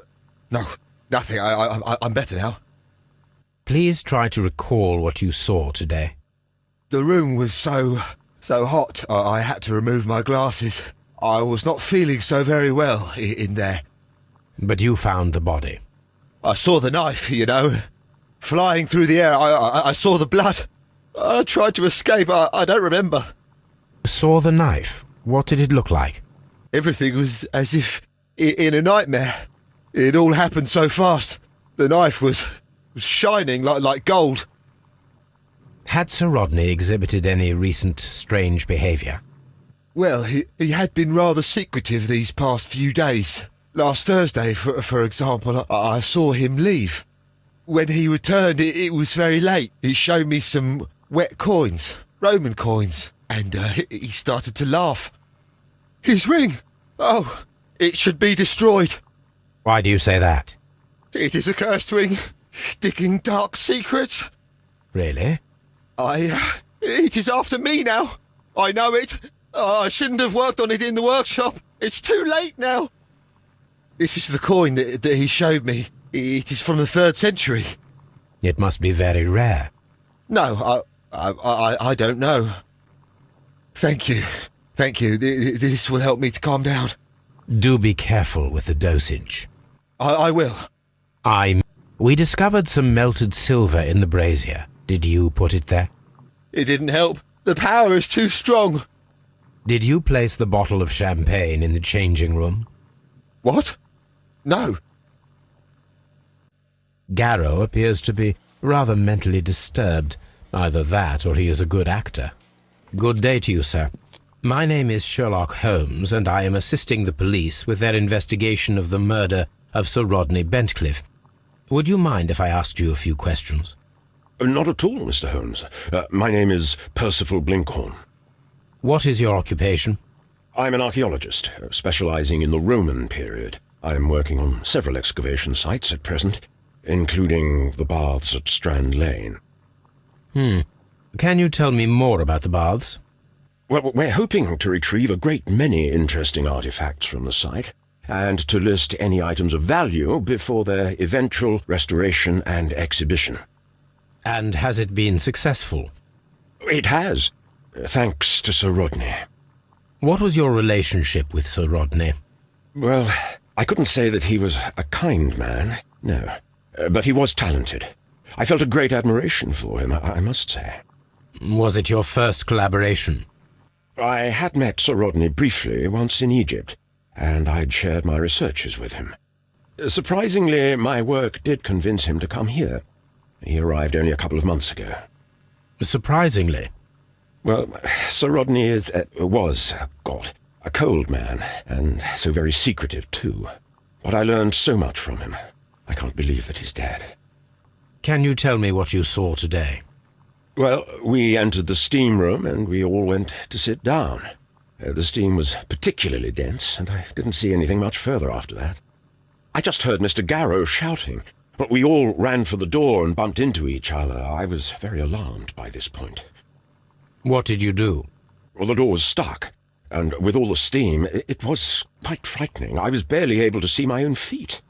Garrow was covered in blood. Do you believe that Garrow killed Sir Rodney? Oh, no. Garrow couldn't harm a fly. Can you recall any recent event that would occur to you now as being a little strange? Well, yesterday we had a small argument. Is that all? No. Sir Rodney informed me that he was to attend the London Archaeological Congress with me. Then he advised me of quite the opposite. And rather aggressively, too. Do you recognize this ring? Certainly. It's the famous Aswan ring. Sir Rodney brought it back from his last campaign in Egypt. And he kept it for himself? Sir Rodney has had his own particular ideas of archaeology. What can you tell me about Garrow? Well, he always looks so sad. And he has been acting strangely lately. He complains about voices and visions. I will keep an eye on him because I'm worried. How well were your researches progressing before Sir Rodney's arrival? Rather well. This letter reveals that Sir Gregory was prepared to put a stop to your work. Yes. But since Sir Rodney's arrival, he had calmed down. He allowed us to work. I'm not sure what they agreed on. What will happen now that Sir Rodney is dead? Well, I haven't thought about that. But if it's needed, I will fight to defend Sir Rodney's expectations. We discovered some melted silver in the brazier. Did you put it there? No. Silver, you say? No, I don't know how it got there. Did you place the bottle of champagne in the changing room? No, I did not. Good day to you, Sir Gregory. My name is Sherlock Holmes. I'm assisting the police with their investigation of the murder that took place this morning. Would you mind answering a few questions? Tell me, Mr. Holmes, will I need to stay here for very much longer? You are the manager of the baths, is that correct? Yes. I'm passionate about archaeology. I wanted to restore the ruins. My ambition is to open the baths to the public. Living archaeology can be a profitable business, although now I'm not so sure. I see. When do you wish to begin using the baths? When the archaeological researches are over, I will be free to complete the restoration. It is the usual process. What was your relationship with Sir Rodney Bentcliffe? We were not particularly close. He had an unpleasant temperament, suspicious, authoritarian, unkind. People possessed by genius may be forgiven for their nature, but not by me. Was he obstructive? Not at all. Everything he did led us to greater success. He helped us increase the potential of the building. Please tell me what happened this morning. The test that we performed this morning was a success. The steam was working well. Then, of course, that awful murder. What did you see? The steam was too thick to see anything. But ask Garrow. He saw the body first. Had Sir Rodney exhibited any recent strange behaviour? Look, I'm not a suspicious fellow, but I think that he had professional interests elsewhere that he did not wish us to know about. Why should you think that? Where? I have no idea. But after all, it was not my business. How was the work progressing before Sir Rodney's arrival? Rather slowly, I would say. Sir Gregory, could you please explain this letter? You expressed the wish to call off the research work at the baths. It was all about Blinkhorn. He was merrily digging away and taking very little care about it, ruining everything and finding nothing of any value. But the arrival of Sir Rodney changed your mind? Sir Rodney's work was extremely promising, and it was good for the bath's publicity. So yes, I changed my mind. Are you aware that Mr. Garrow is under a form of medication? Garrow? No, but I never liked that parasite. Do you believe him to be capable of murder? Well, he did have blood on him. Does that make him a murderer? Some melted silver was found inside the steam room brazier. Do you know where it came from? Silver? No. Did you bring a bottle of champagne to the baths? Absolutely not. Sir Rodney did, I think.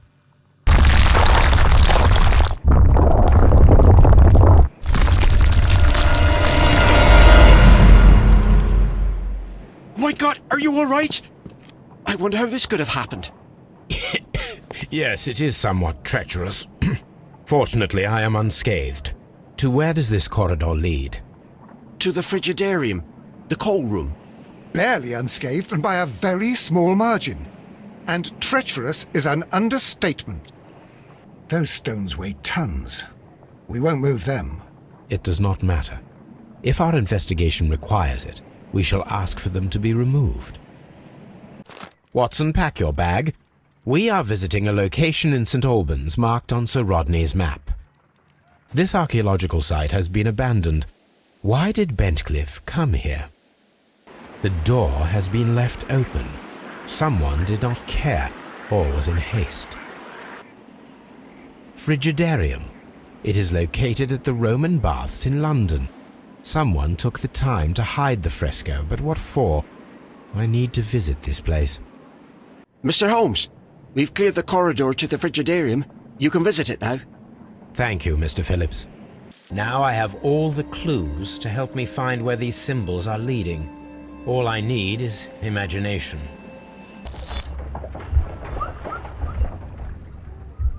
The signs are pointing to this bust.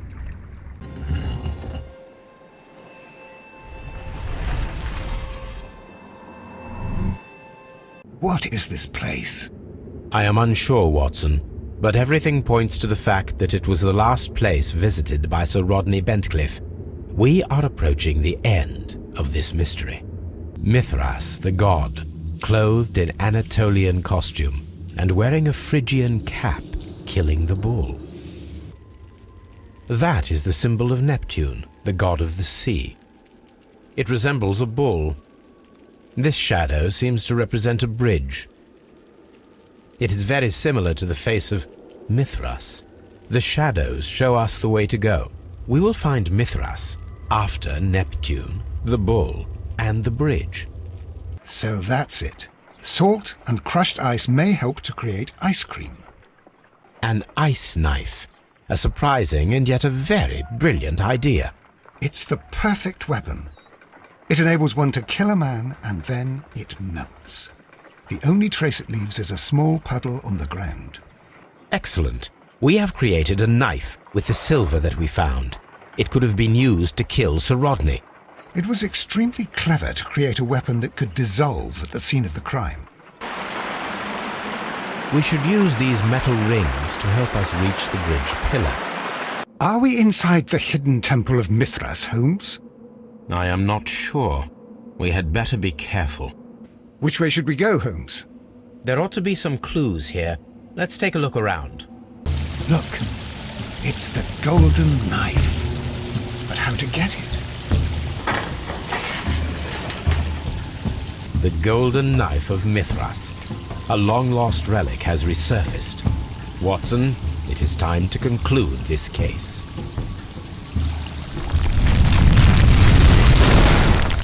Excellent. Now, we should find another way of getting out of here. Why did you bring me here? I saw that you released the others. Sir Gregory, I would ask that you listen carefully to what I am intending to reveal to Inspector Lestrade. You murdered Sir Rodney Bentcliffe in cold blood, and you did it for money. What? No, that's not true. I am afraid that it is. The ingenious ghost weapon that you used only served to prove the premeditation. You were insane. It was a spectacular felony, one that intrigued the police and encouraged the press. Scandal is an excellent means of bringing the public's attention to your baths. And eventually, of course, it brought me too. You have it all wrong. Well, I didn't expect you to possess much in the way of courage. May you be a fraction more inspired before you meet the hangman. Farewell, Sir Gregory. The game is afoot, not a word. Into your clothes and come.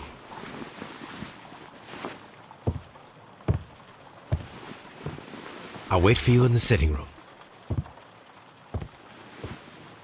I've just received a note from Inspector Lestrade, a letter from the suburbs. he is in need of my presence.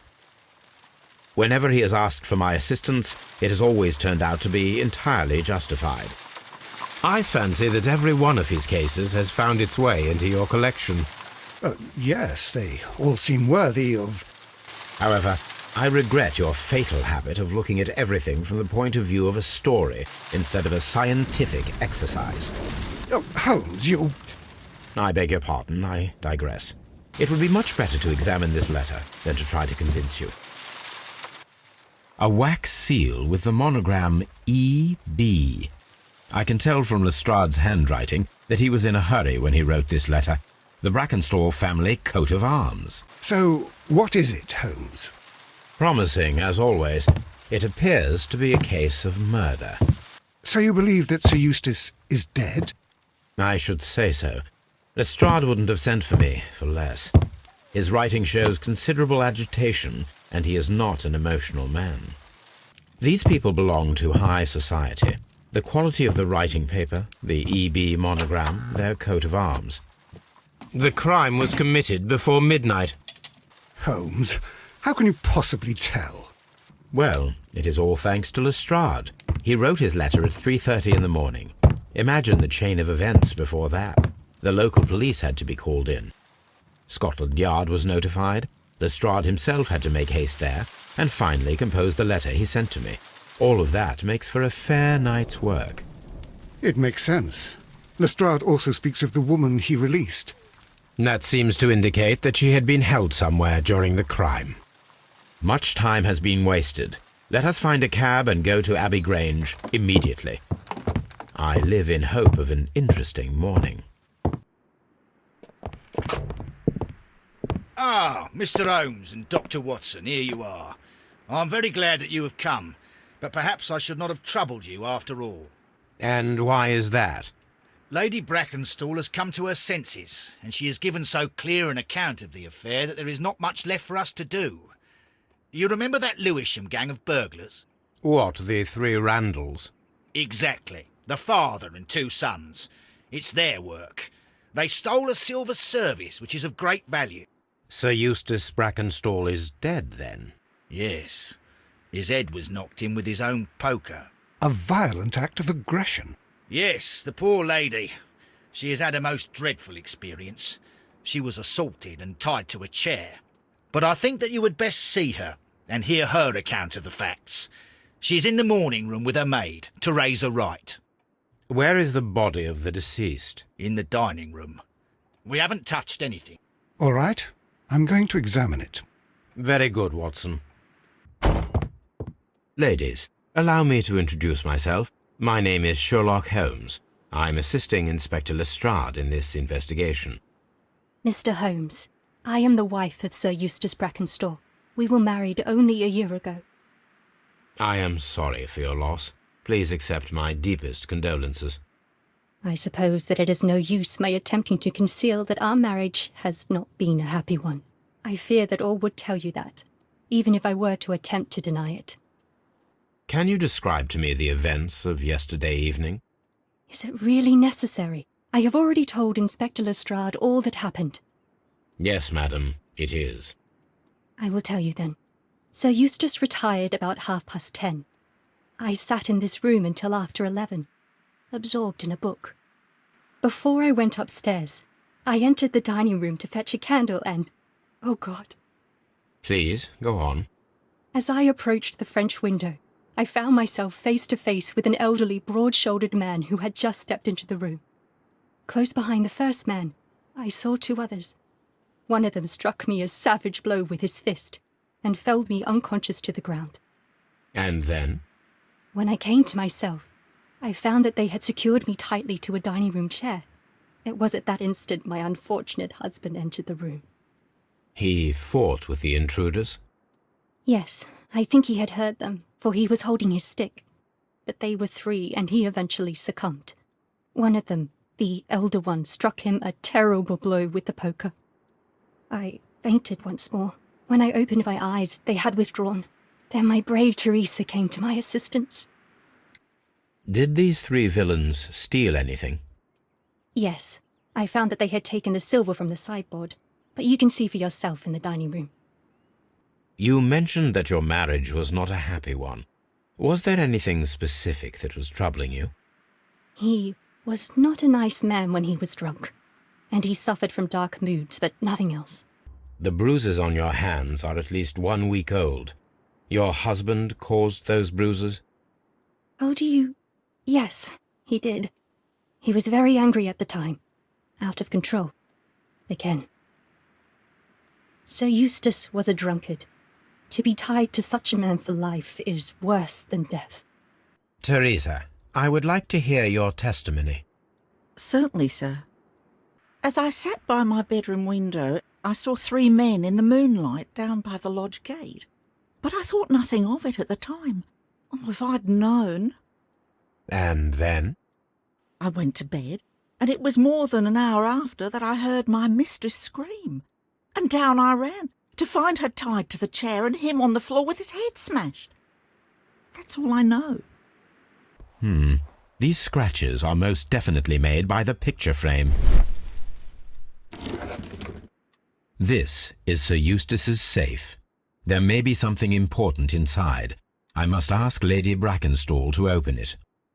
Lady Brackenstall, could you open this wall safe? No, it is my husband's safe. I do not know the combination. We have to open it. This safe can be cracked. I only have to pay attention. The dial will vibrate when it is set to the correct number. It is common practice to keep one's valuables in a safe behind a painting. It should not really pose a challenge for a criminal. Antique coins, possibly of value, but they're scattered without care. Sir Eustace's doctor speaks of his violent behaviour. Yes, Sir Eustace was an extremely violent man. A detestable human being, to be more precise. It is true that he once threw a decanter at me, and all because I dared to stand up to him in defence of my mistress. Sly devil. God forgive me that I should speak of him so now that he's dead, but a devil he was, if ever one walked the earth. We met him only 18 months ago. She'd only just arrived in London. Yes, it was her first voyage. She'd never been from home before. Wonder with his title and his money and his false London ways. If she made a mistake, she has paid for it, if ever a woman did. She doesn't have any friends here, so it was specially hard for her. What do you know about Sir Eustace, Inspector? What was his reputation? A charming man when sober, but an absolute demon when he was drunk. In such moments he was apparently capable of anything. Why, once he splashed fuel on Lady Brackenstall's dog and set it alight. Another day he threw a decanter of wine at Miss Wright's head. The alcohol seemed to madden him. To the point that we were forced to intervene several times to avoid a scandal. You should examine the body of Sir Eustace Brackenstall. So, Watson, what have you learned from examining Sir Eustace's body? Well, I can confirm that the death was instant. Sir Eustace was facing his attacker when he received the blow to his head. There are no other apparent injuries. The head was cracked with the force of the blow. That must be the murder weapon. It is covered in blood. Sir Eustace might have struck his head upon it while falling from the blow. That is one possible explanation. Barefoot. He had therefore been in bed and did not have time to fully dress. Quite a large stick, a formidable weapon. There is beeswing at the bottom, as if the wine had not been decanted before being poured. This glass has some wine traces, but no visible beeswing. This glass has some wine traces, but no visible beeswing. It is rather strange that only one of these glasses has dregs of beeswing inside it, while the other 2 are clear. A decanter standing next to the open bottle, an inseparable pair indeed. Chateau Calon-Ségur, French wine, Grand Cru. Come on, Toby. We need the best nose in the British Empire on this case. Search, Toby. The intruders entered the shed for some reason when they were making off with the silverware. The scent leads to the well. I should check it. The intruder's trail is lost behind this wall. The criminals left the house through the French window. They walked to the shed, then across to the well, before fleeing by climbing over the wall. I wonder why they chose such a winding route. The intruder's trail is lost behind this wall. There's something glittering at the bottom there, but how can I reach it? Silverware. This is hardly a coincidence. The Brackenstall coat of arms. It appears that we have found the stolen silverware. There are 3 glasses on the dining room table. I was wondering if... Oh, I forgot. When I came to myself the first time, each of them had a glass in his hand. They might have been a father and his 2 sons. They talked together in whispers, and then they left. We found your silverware, Lady Brackenstall. It had not been taken very far. Is that true? I am very thankful to you, Mr. Holmes. Inspector, I have recovered the stolen silverware. You are a wizard, Mr. Holmes. And where is it? In the garden well. Excuse me? Unique, isn't it? Rather absurd. What is the point of stealing silverware and then throwing it down into a well? Perhaps it was used as a temporary hiding place, or simply the thieves wanted to get rid of it. It is up to us to solve this mystery. We found your mistress's silverware. Oh, that's good news. You really are as clever as they say. Indeed. Well, Holmes, do you have a lead? Dr. Watson, it's Mr. Isa Whitney. He says it's urgent. Isn't that the fellow we found in the opium den while I was undercover there? Or am I mistaken? Yes, the gentleman whom I wrote about in The Man with a Twisted Lip. But I must go. This addiction of his causes irreversible damage. In that case, I shall continue the investigation alone. I hope that you'll tell me everything when I return. The shipping company, the Adelaide, Southampton, London line, and its address. Interesting. It must be the place where they keep the records, including the one for the crew of the Rock of Gibraltar. I think that if you pretend you're from Scotland Yard, they'll give it to you without any problems. But I have another solution. I'll call in the specialist. Wiggins, could you come upstairs, please?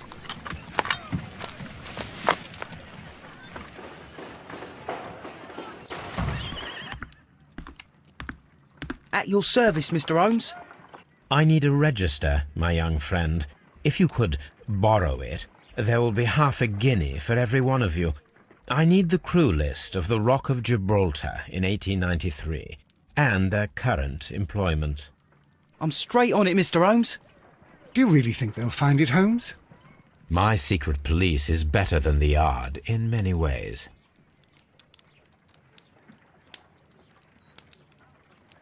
Here it is, Mr. Holmes. But we can't take it back. It's too risky.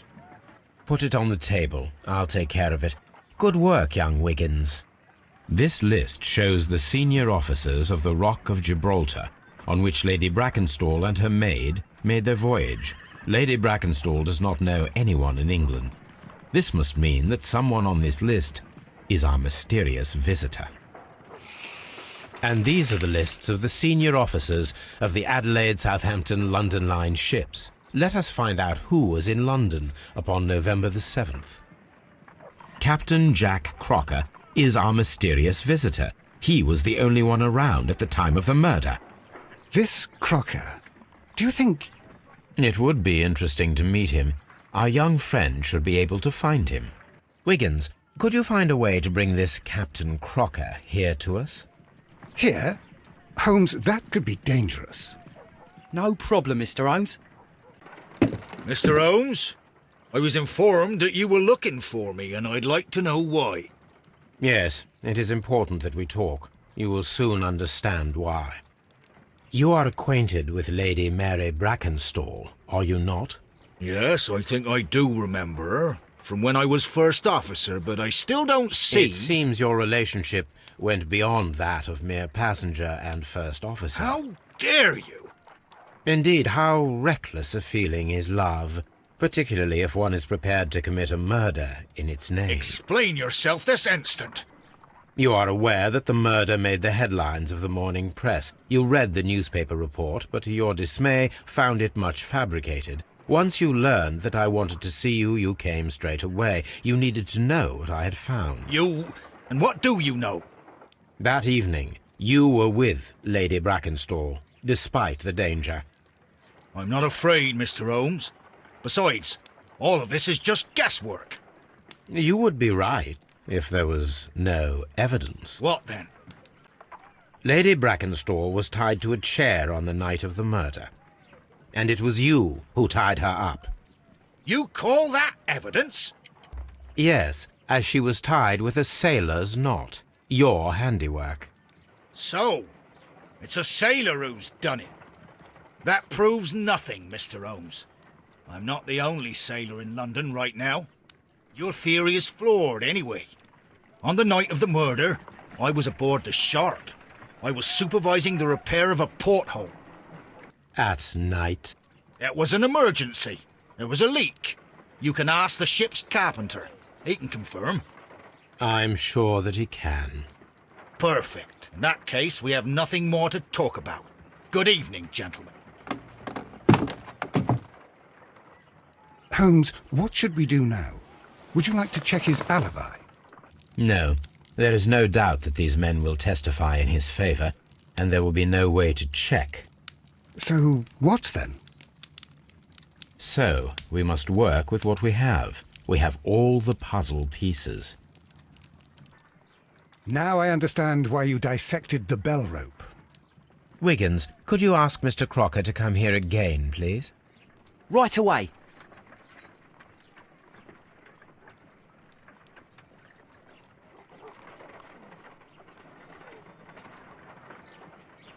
Why did you make me come here again, Mr. Holmes? It is over. I know that it was you who killed Sir Eustace Brackenstall. What?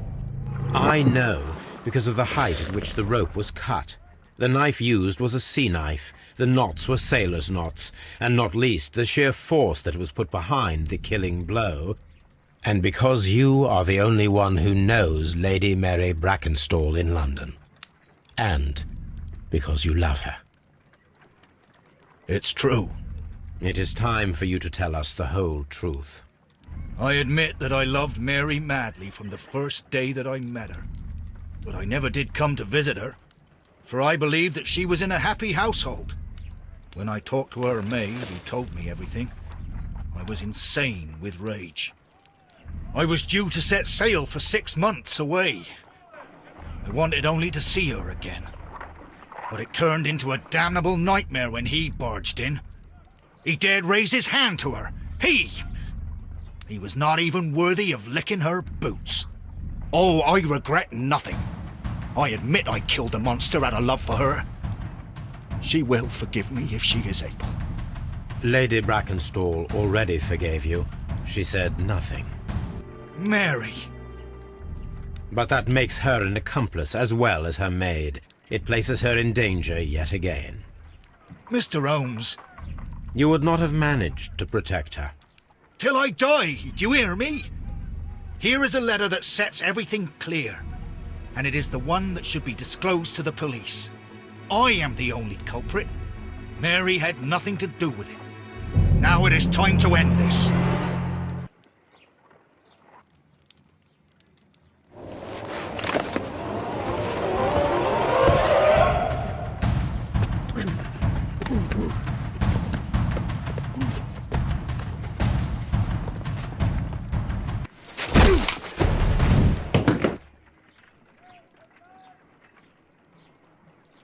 Please forgive me, Captain Crocker. I wished only to test your sincerity, and your words and deeds have far exceeded my expectations. See here, Captain Crocker, we'll do this in due form of law. You are the prisoner. Watson, you are a British jury. Captain Crocker, the evidence shows that you acted without premeditation, and used reasonable force to protect an innocent victim from her husband's brutality. Your devotion pushed you to attempt to kill yourself in order to protect the one you love. Now, what say you, gentlemen of the jury? Not guilty, my lord. Vox populi, vox dei. You are acquitted, Captain Crocker. So long as the law does not find some other victim, you are safe from me. Mr. Holmes. It is a great responsibility that I take upon myself, but I will give Lestrade an excellent lead, and if he can't avail himself of it, I can do no more. Come back to your lady in a year, and may her future and yours justify us in the judgment which we have pronounced this night. Inspector, I'm afraid that the murderers have escaped us. What? Do you mean to tell me that you failed? Never thought I'd live to see the day. I mentioned the murderers, not the case. It is obvious that the crime was committed by 3 criminals who cannot be the Randalls. You really think so? You only need to find a gang of 3 thugs wandering around. I can trust you to do that. If they exist, I'll catch them. You'll find someone, I have no doubt of it. Goodbye, Inspector. Holmes, for heaven's sake, whatever's going on? Oh, hello, Watson. You're early. Did you kill all of your patients? What? Holmes, where have all these wretched bees come from? I increased the temperature of the room so as to prevent them from hibernating. I needed to take a sample of honey. But it worked, Watson. We will have honey all year round. Ridiculous and dangerous. They're domestic bees, Apis mellifera, such industrious workers. Anyway, Watson, I am sorry, but I must leave you. I'm in rather a hurry. You have a new case? Yes, but nothing as thrilling as this experiment. A theft of plants at the Royal Botanic Gardens in Kew. I'm helping a minister who's an old friend of mine. You can join me if you like. Well, I'll admit that I'd far rather accompany you than remain alone here with these workers of yours. Besides, you'll need a helping hand with the flowers you're intending to bring back. Watson, however did you guess? For the great Sherlock Holmes to bother with the theft of plants. Come on, admit that you're planning to spoil your little bees with some rare pollens. Since when did I become so transparent? Let us go. Well, Holmes, here we are at the Royal Botanic Gardens. There's no doubt that this place is beautiful. But are you really intent on investigating the theft of the plants? Yes, of course. Don't touch anything else, is that clear? Just go and get a bucket of fertilizer. And without turning it over this time. Good day to you, gentlemen. How may I help you? If you are here for a visit, please do come back on Sunday. I am afraid that it cannot wait. My name is Sherlock Holmes, and this is my friend and colleague, Dr. Watson. We are investigating the theft of plants that took place here 5 days ago. A remarkable collection, I believe. So you're the one in charge, eh? A small favour for a friend. Now, to whom do I have the pleasure of speaking? I am Martin Hamish. I am the Deputy Director of Kew Gardens, and that fellow yonder is Albert. He works here. I am delighted to meet you. What can you tell us about the plants? They were rare and exceptional plants. We presented them at our last exhibition. We haven't removed the stand yet. It is still in the large glasshouse. We only learned of their disappearance the evening after the exhibition, and nobody saw anything. No doors were forced? No, but I would imagine that for a thief it would be fairly easy to gain entry, for there are no guards here. Well, if you don't mind, we will take a look. Now, you say that it is in the large glasshouse. Yes, the one just behind me. Just a second, since Albert has nothing else to do. Albert, show these gentlemen where the exhibition was held. How many people work here? Only myself, but occasionally 2 students, Albert, whom you have met, and Miss White. Here it is. This is the place where the stolen plants were exhibited. Thank you. Is there something the matter? Yes, there is. All right, the plants were valuable and rare, but it seems to me that the tragedy that took place here only 2 days ago has been entirely forgotten already. What tragedy are you referring to? My The director of Kew Gardens, Mr. Montague Dunn. He died here just 2 days ago. We're very sorry. We were not aware. The two of you were good friends? He was my father. Oh dear. Our condolences. We should not be troubling you. Please do excuse us for the intrusion. You say that he died here, in the large glass house? Holmes? Yes. Just here, near the door to the Colonial Collection. He suffered a heart attack. Just like that. So suddenly. It was terrible. Excuse me, gentlemen, but I cannot remain here. If you need me, I'll be in the reserve. That's the room next to the front of the large greenhouse. Of course, we understand. This sign is broken. Something heavy was dropped upon it. Someone fell violently against this sign, and they were injured in the clash, most likely a head wound. The door was forced from the inside of the Colonial Collection room. The handle was changed afterwards. I think we need to inspect the Colonial Collection room. All the clues around here are quite suspicious.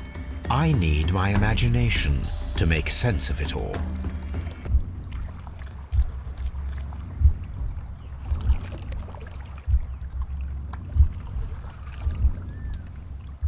This reconstruction reveals a disturbing fact. Montague Dunn damaged the door of the Colonial Collection room. He was in a panic, or the door was locked? Was it an accident, or a murder then, I wonder? I asked Inspector Lestrade to take Montague Dunn's body to Scotland Yard. It's ready for autopsy then. First of all, let us carry out an external examination. There is an injury to the skull, most probably caused by the fall in the water lily greenhouse. The vessels and the pupil of the eye appear quite normal. The air from the lungs carries a faint floral aroma.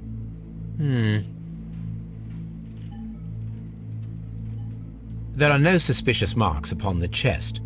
Let us finish our external examination so that we can proceed with the autopsy.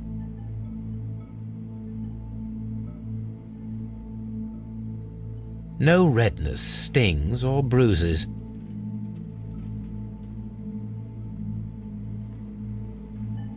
Nothing suspicious here. Now, let us examine the internal organs.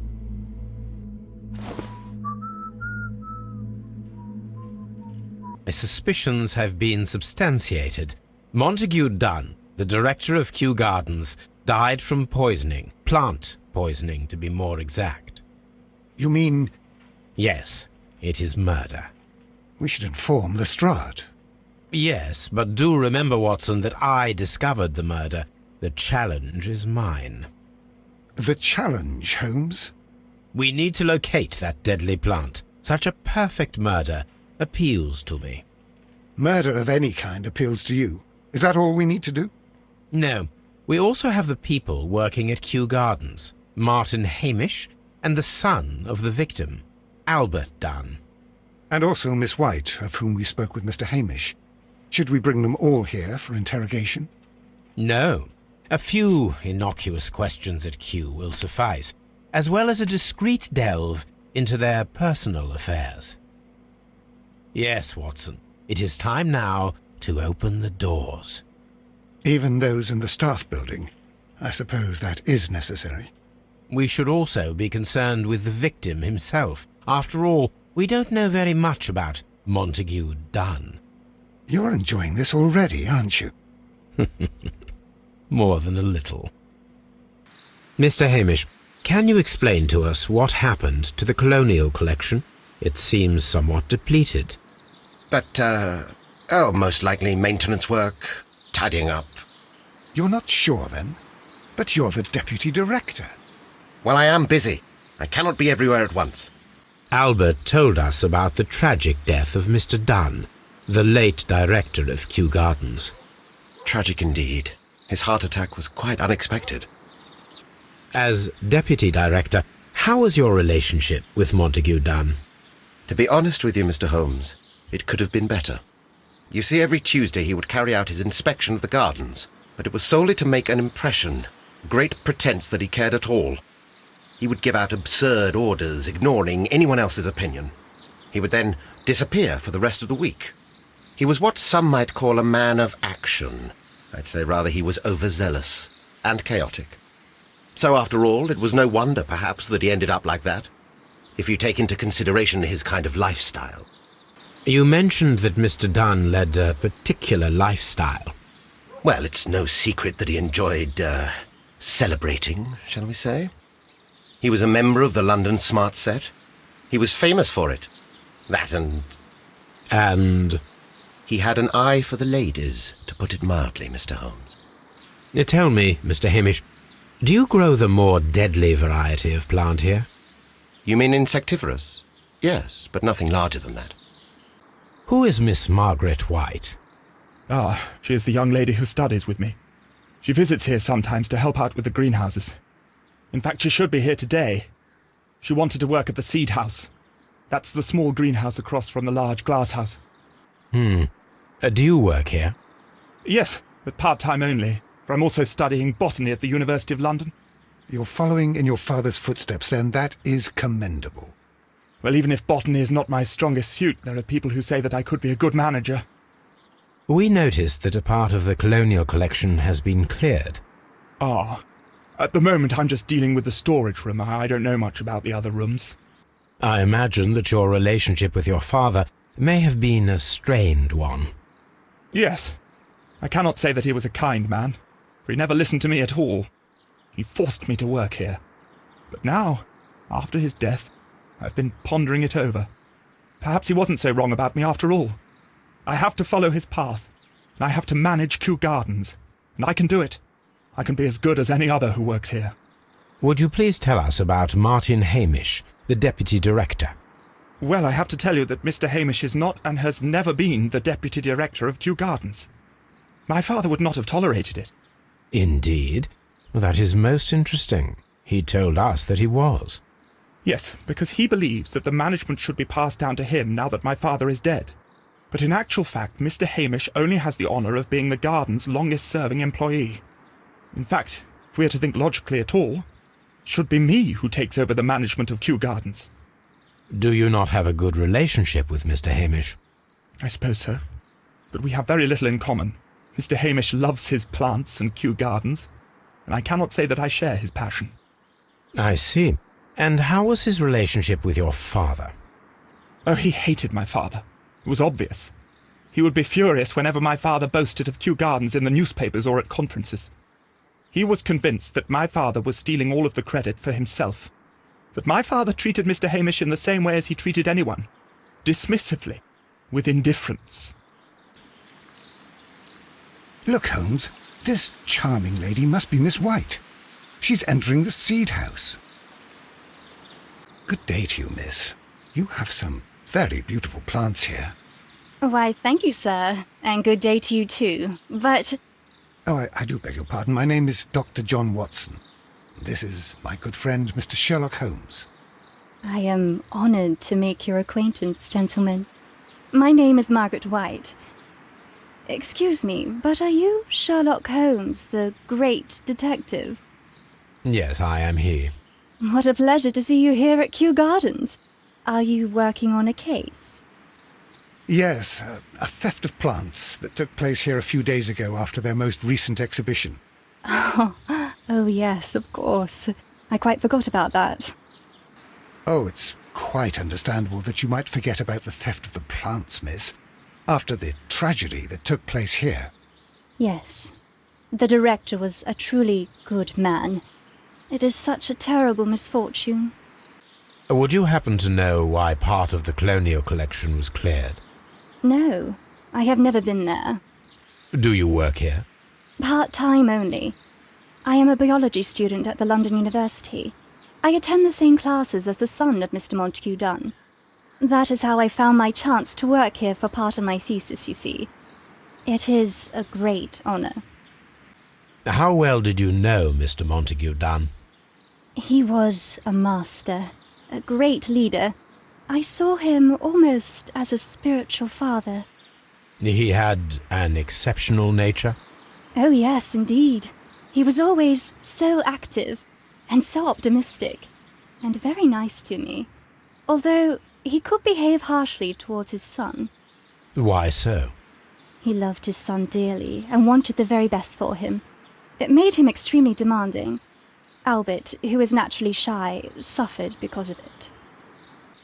Most of the doors in Kew Gardens are locked.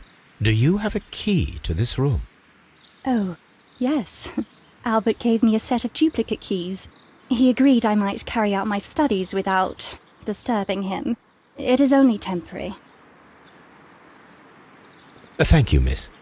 None of the 3 people who work at Kew Gardens know why half of the colonial collection was cleared.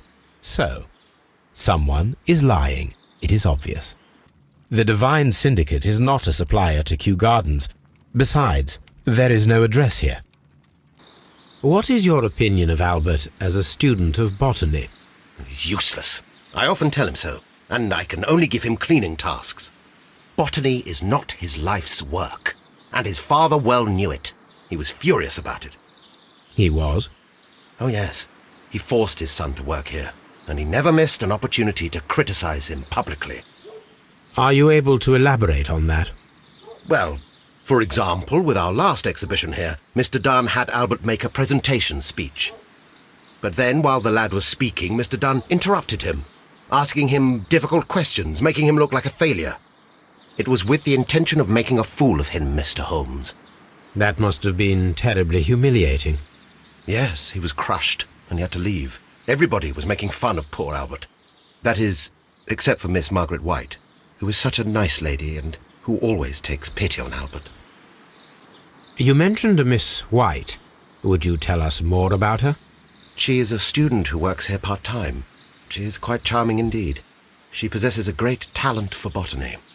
You should take a look at some of her experiments that she carried out in the laboratory. Ah, if only she were not so naive. Why naive? The way she used to flutter around Mr. Montague Dunn. And why, he couldn't help but be flattered by all her attention.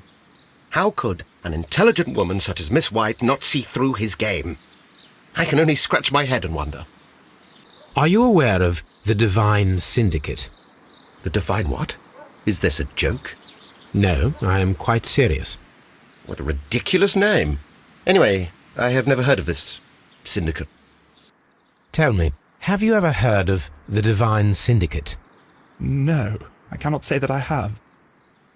Do you hold the keys to all of these locked doors? Yes, you can have them. But I cannot give you the keys to the cloakroom. The employees' effects are private. I am sure you understand. A photograph of Montague Dunn and Reynold Hamish. I suggest that we don't tell Miss Margaret White about this document. Locked. Holmes, Albert Dunn didn't give us the key to this door. It does not matter. We will open it. A picture of Miss White and Albert in front of the University of London. And they seem to get along. A rejection letter from the British Royal Naval College. A draft of the letter that Miss White sent to her parents.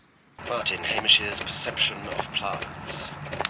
The notion of communication in the plant world has long been considered marginal, yet I remain convinced that some plants do indeed transmit chemical signals in the event of attack. A study report by Martin Hamish. And it seems clear from these multiple experiments that plants do respond to their environment and have a form of consciousness.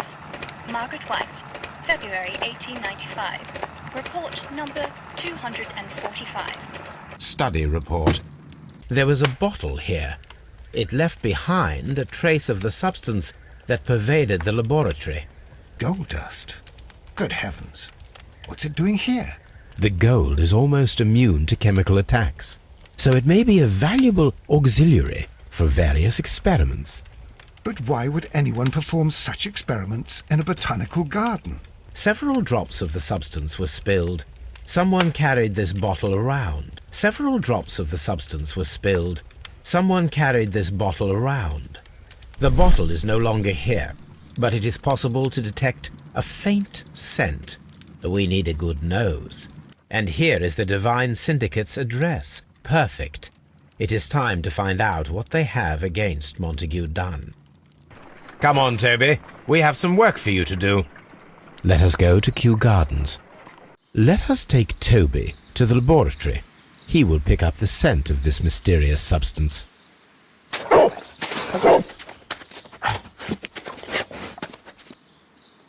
Congratulations, Toby. Now let us see what you have found.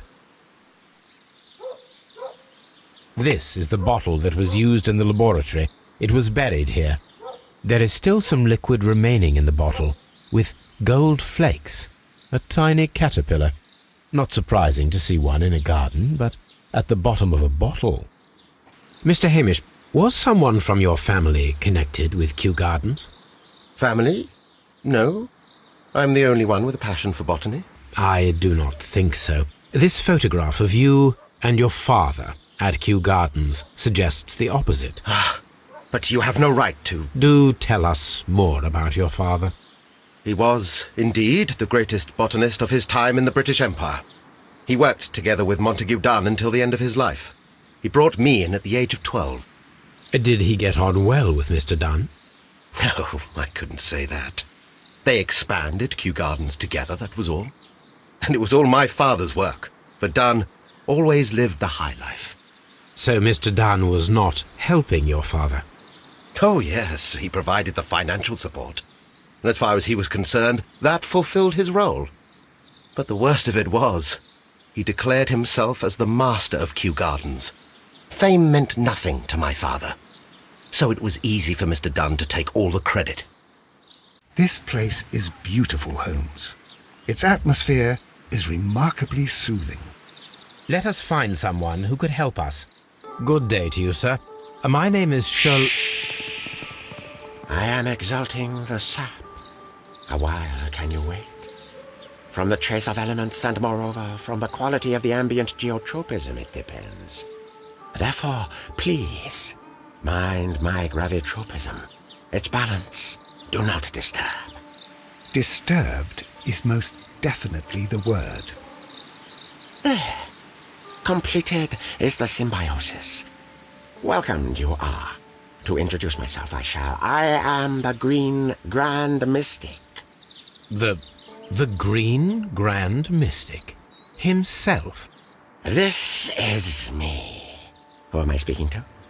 We are two gentlemen who are extremely interested in the vegetation philosophy that is advocated by this establishment. Listening to you, I am.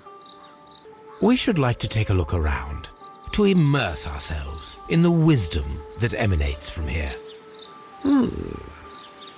It is a school of anastomosis, the divine scholastic syndicate for vegetation veneration and meditation. You may say, the divine syndicate, glory to the eukaryotic. Only true devotees, those whose hearts are ready to spermatophize in sharing of knowledge, are permitted to physically enter our vegetable kingdom and its wisdom. And to be permitted, you must earn it, yes. Green Grand Mystic, we are ready to become devotees and gain access to your temple. What is the name of our Lord, our God King? Our God King's name is Treewan, Green Grand Mystic. Oh la, good, I like you. Here is the holy key to the wisdom place. Holy donation can you make whenever you so wish. Thank you so much. I pray you to taste our fertilizer substance. From the burdens of life it helps to free. But of course. Raw sap, it is called. It is near the entrance. We visited Kew Gardens, and we found your symbols on their flower pots.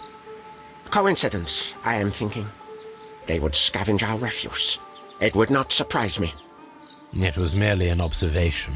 These 3 plants are identical to the ones shown at the exhibition. I shall take them.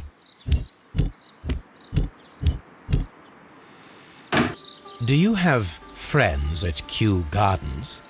None. Not worthy they are. Nevertheless, we have seen Kew Gardens flower pots in your yard. How could they happen to be there? What? sacred place you permitted yourself to search. Sacrilege. No, really now. There was a theft of plants at Kew Gardens a matter of days ago, and we believe the pots we found here may be connected with it. Please tell us, were you involved?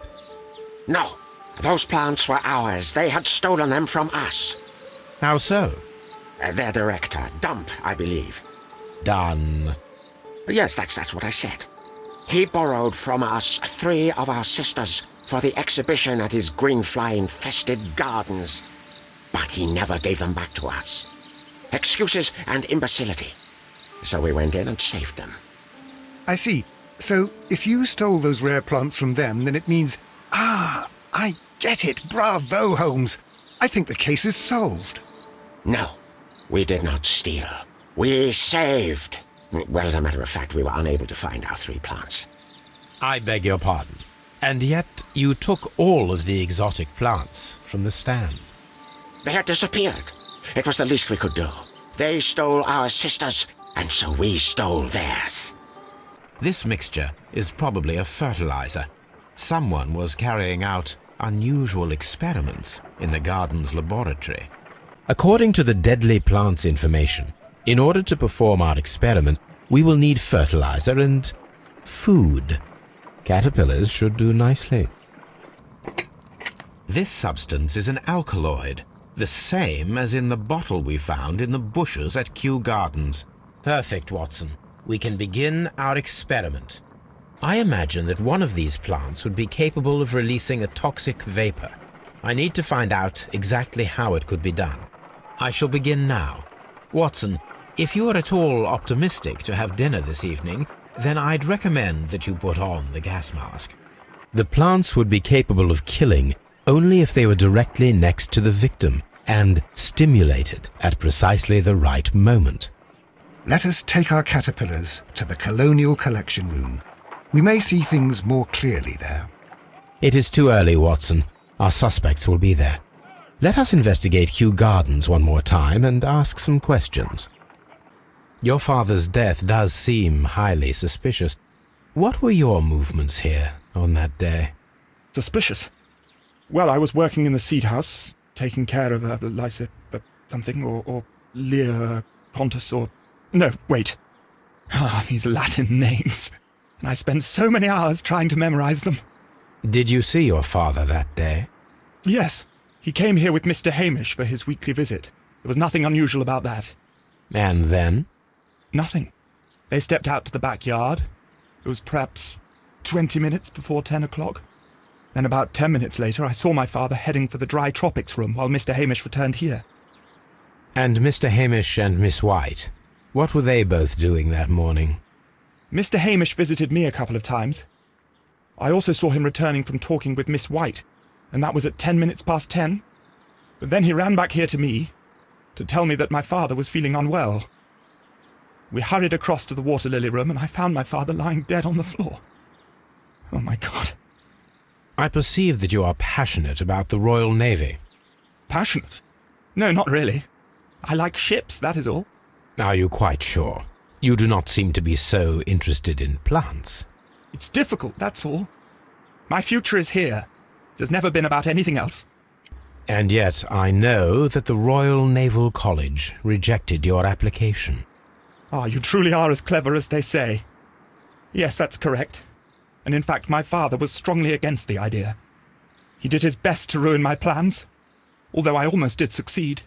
But my dreams were shattered, Mr. Holmes. There is a bust of Montague Dunn in the nursery. A bust?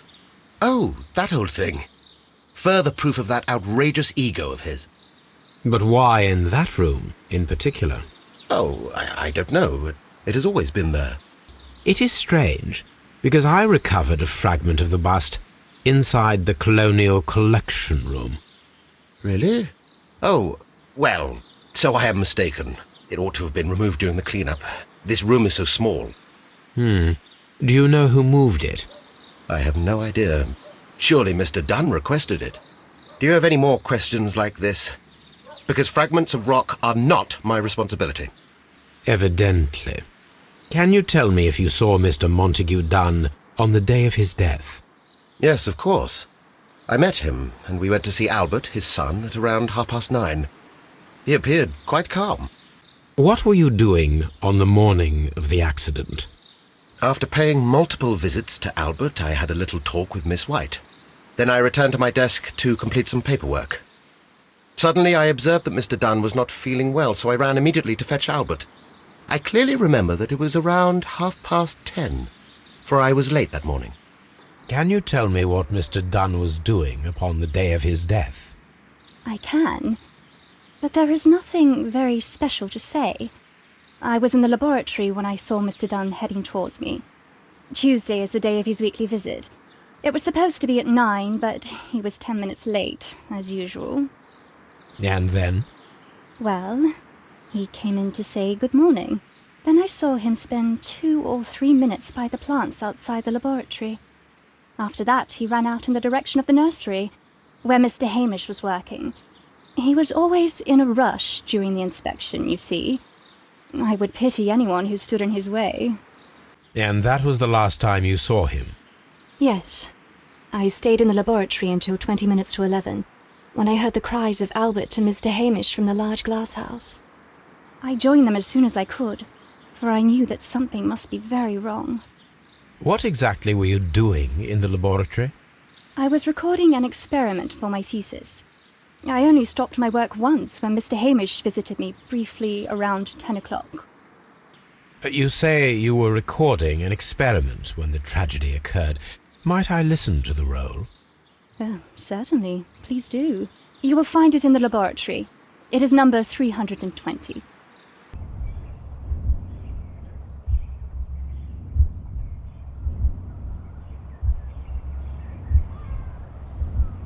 When Montague Dunn was standing close by the plants, the caterpillars were released and caused the deadly spores to activate. Panicking, and likely already half asphyxiated, Montague Dunn started back and knocked over the bust. He rushed to the door, but it was locked. He had to force it open with his shoulder. We already know the outcome. Montague Dunn collapsed and died not far from the pool. Well, it is time to perform our experiment on the ventilation system. The caterpillars could only fall from the ventilation duct. Our caterpillars are in place. I'll activate the ventilation system so that they fall down. Watson, stay here and observe. All right, Holmes. The power is on. The ventilation system is working. From here, we are unable to see the interior of the Colonial Collection Room. Excellent. This ventilation fan is working.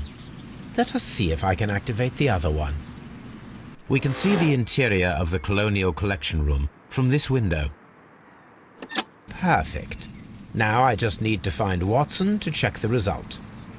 It works perfectly, Holmes. Bravo. Now, if you could just help me to get rid of these caterpillars. Perfect. Now we know how the murder of Montague Dunn was carried out, by activating both Albert's and Mr. Hamish's fans. But only from Mr. Hamish's workplace would it be possible to see when Montague Dunn entered the Colonial Collection Room. Inspector, I believe that Martin Hamish is guilty of the murder of Montague Dunn. Aha! I knew it. I'll send the lads around to arrest him. Very good. I shall wait to hear from you. Inspector, I came here as quickly as I could. Martin Hamish is in the large glass house. There's no need to hurry. Holmes, my God! Yes, we found him like that. Our messing around with the ventilation system didn't go unnoticed. Mr. Hamish realized that we knew. Inspector, could you arrange the body, please? I should like to examine it. Something about this rings very oddly. Why do you say that, Mr. Holmes? Why? Because of Mr. Hamish's club foot. Oh, I deserve to be kicked from here to Charing Cross. I should have noticed it. But, Mr. Holmes, I can't see why. No, I don't suppose you do. You must recall that Mr. Dunn was locked inside the Colonial Collection Room by the murderer. If it was Mr. Hamish, He would have had to run up to his workplace to trigger the fan situated above it, taking into consideration the condition of his foot. Well, it is still possible. Perhaps, but it is rather strange that such a person as Mr. Hamish decided to base his plan on the speed of his gait. You mean to say that somebody helped him? So the suicide is questionable? Correct. Mr. Hamish accuses only himself in his letter, and so the investigation stops. Possibly an accomplice, then? That idea had not occurred to me, Mr. Holmes. I have another idea, Inspector. Thanks to the testimony that we have collected, we are able to rebuild the events as they took place that day. With a timeline, such as we did in the Jack the Ripper case. Precisely. The map at the entrance of Kew Gardens should help us with our timeline.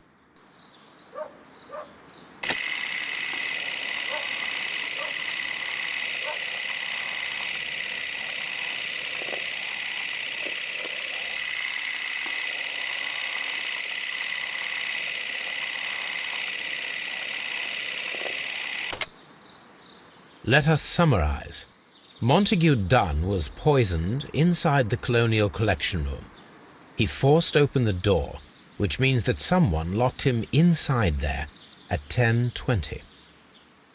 Martin Hamish was last seen at 10:10. This means that he has approximately 10 minutes to lock the door of the Colonial Collection Room. Given that he was club-footed, it is doubtful. Albert also has 10 minutes to lock the door of the Colonial Collection Room, which is quite enough time. Miss White was last seen at 10 o'clock, which means that she had approximately 20 minutes to lock the door, more than enough time. Perfect, Watson. Now, let us ascertain who assisted Martin Hamish in killing Montague Dunn. But Holmes, how can you be certain that we'll find Miss White here? It is obvious, Watson. Just use your brain. I am using it. I do use it. Now that the rope has tightened around Martin Hamish, Miss White must act to erase all traces of her implication. After the suicide of her accomplice, there is one final trace remaining: the deadly plants of the Divine Syndicate. She will be there. Very good. Shall we go? Just one moment. Now listen to me, Watson. I shall see her alone. You will conceal yourself behind her, quietly. Whatever are you planning? Nothing spectacular. The impulses of women have always been a mystery to me. But she is a bold one, and so we must be cautious. All right. You can count on me, Holmes.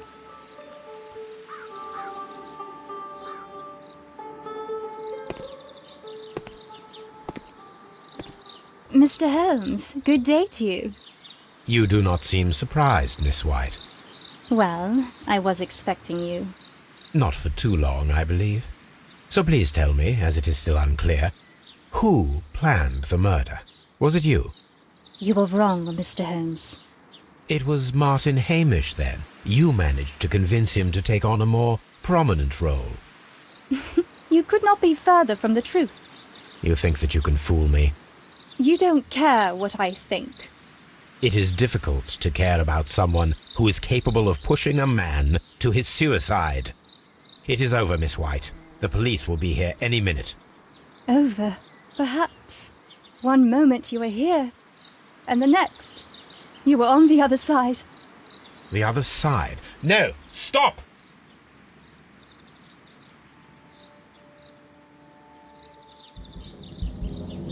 I beg you not to do this, Miss White. Don't come any closer.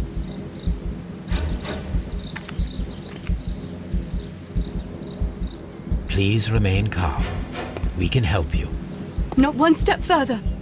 Don't try to stop me. Stop this foolishness. You cannot truly want to die. No, it's too late.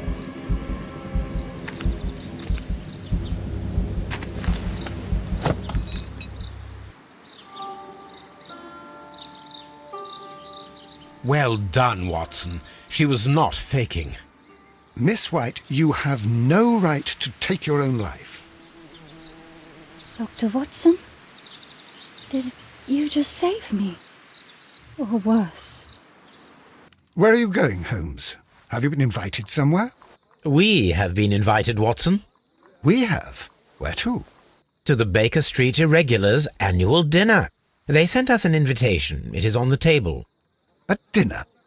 How could those street urchins afford anything like that?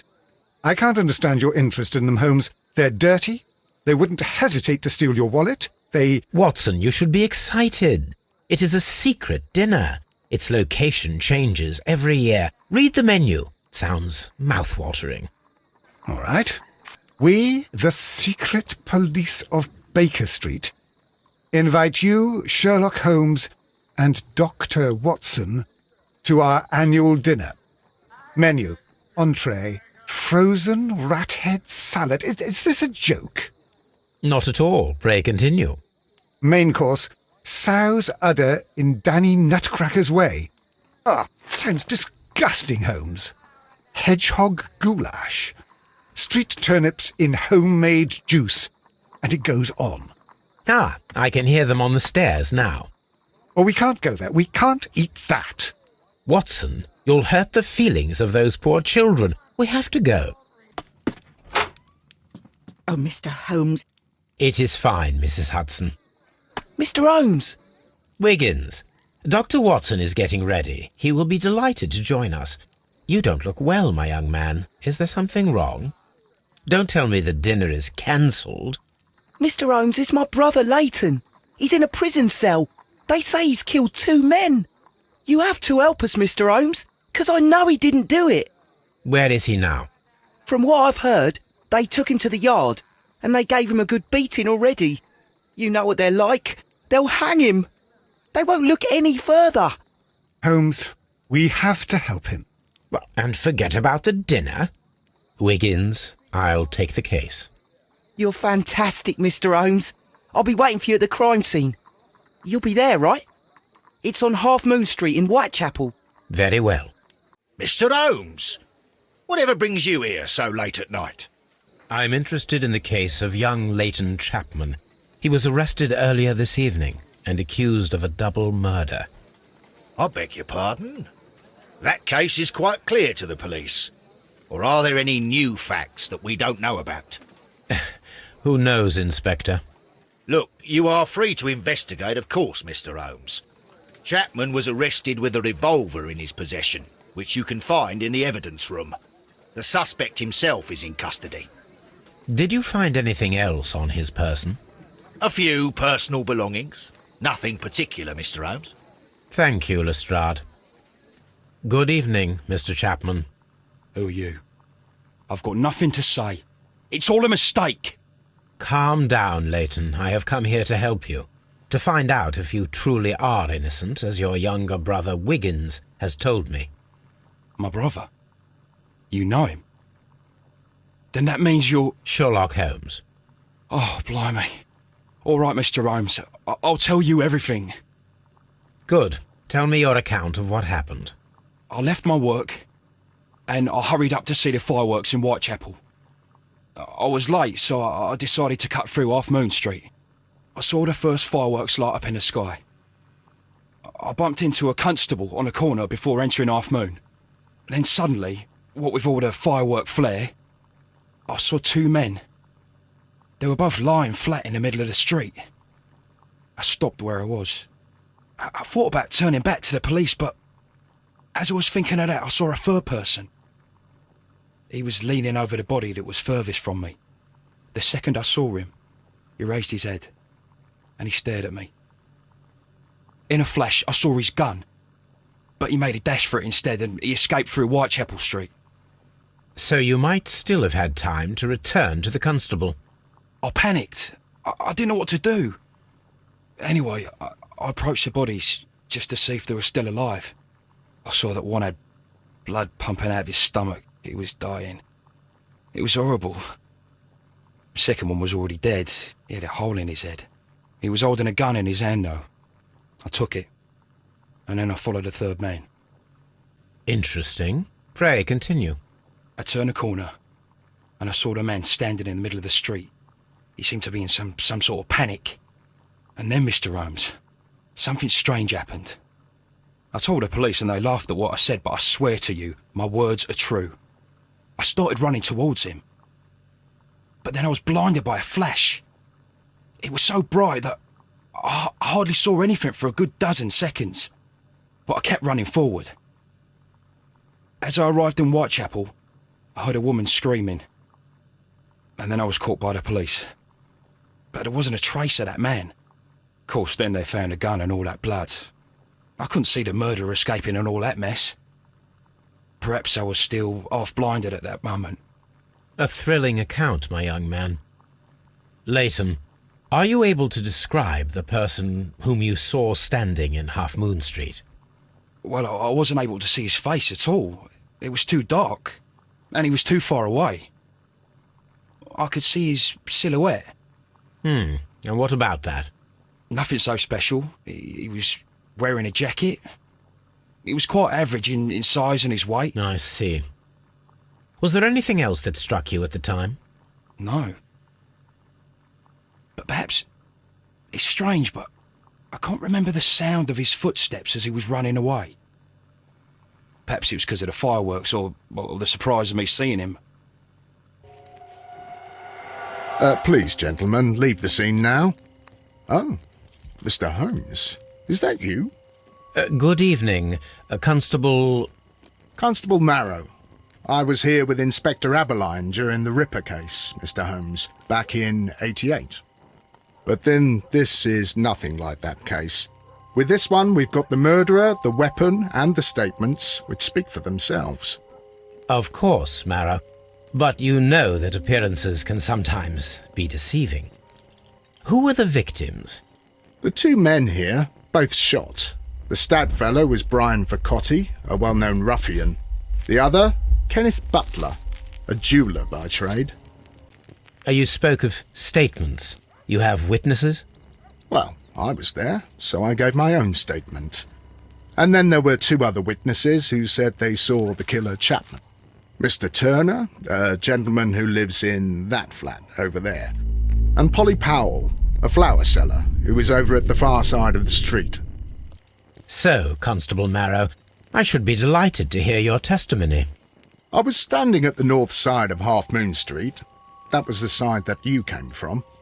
But you would have been unable to observe this part of the street, where we are standing now.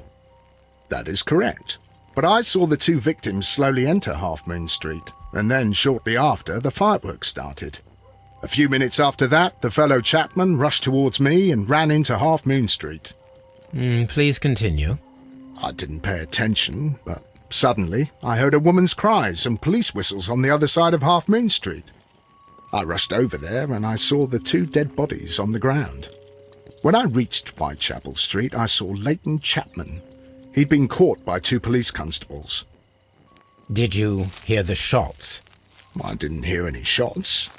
The fireworks were all over the sky. They were so loud I couldn't hear anything else. What were the fireworks in honour of, Constable? Well, today's Queen Victoria's birthday, Mr. Holmes. Yes, I appear to have lost track of the days. It is May now, of course. Constable Marrow, what else caught your attention while you were running through Half Moon Street? I saw nothing but rats, and I took the time to light every corner with my lamp. Did you happen to look up at Mr. Turner's window when you were on Half Moon Street at that time? Yes, I saw that the window was open, but no one was there. It was dark in the room. Good evening, Mr. Turner. I heard Constable Marrow reply to you as Mr. Holmes. Are you that detective, gentleman? I've heard of you. And, well, I know things about this evening. Excellent. Might we hear your story? Could you tell us everything that you may have seen or heard? I was already in bed when the fireworks started.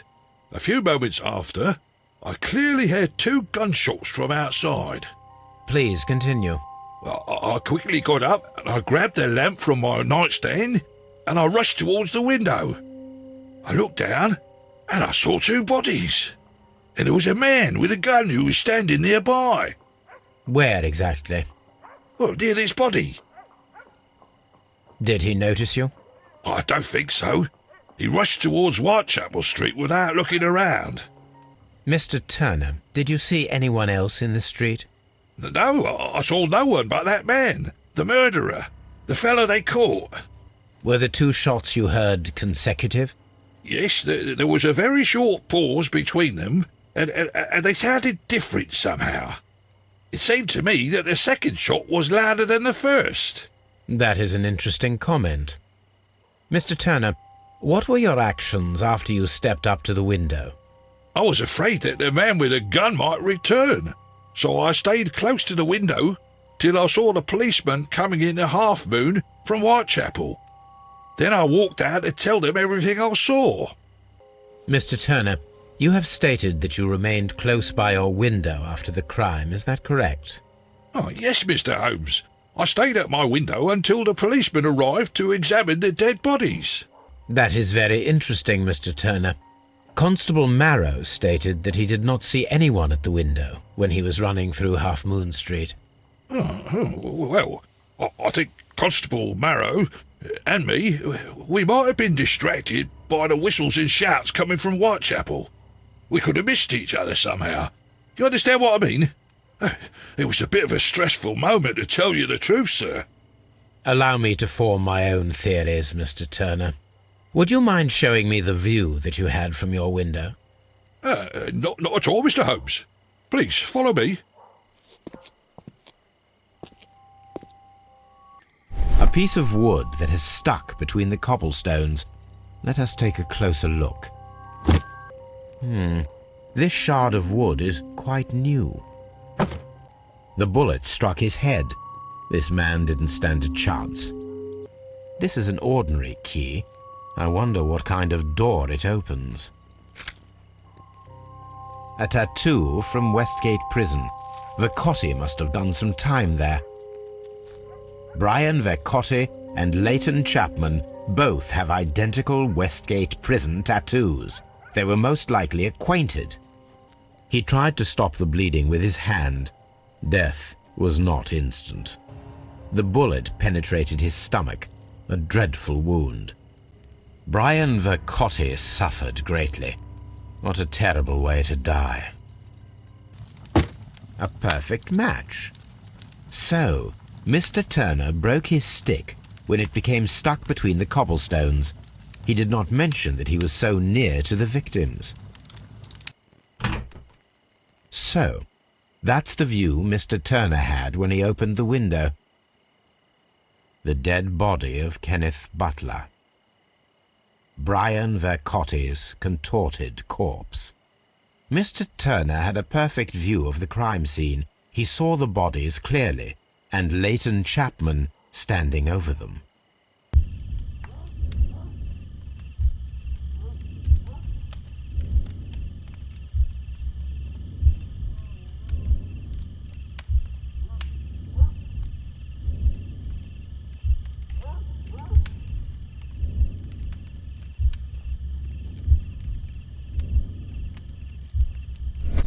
So Mr. Turner used a book to hide an object that he found on Kenneth Butler's body. The question is, what did he find? Well now, what a find! A precious jewel, concealed inside a book. A bracelet with a unique ram's head design, a distinctive feature of ancient Grecian artifacts, probably of the Hellenistic era. Mr. Turner, how would it be possible for a man of advanced years, such as yourself, to rush from his bed to the window in a matter of seconds, as you have stated? Well, I'm able to move very quickly, despite my age, and when the situation requires it, Mr. Holmes. I highly doubt that, Mr. Turner. I observe that you suffer a severe limp due to your injured right leg. It would have taken at least 10 seconds for you to approach the window. That means you could have easily missed something or someone in Half Moon Street during that time. You're right, Mr. Holmes. I could have missed something. But it did seem to me that everything happened so quickly. Time can pull tricks on you.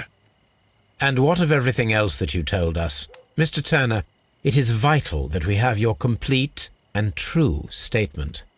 Mr. Holmes, I do assure you that the other things I said were most sincere. Mr. Turner, you were not sincere with me. Not then, and not now.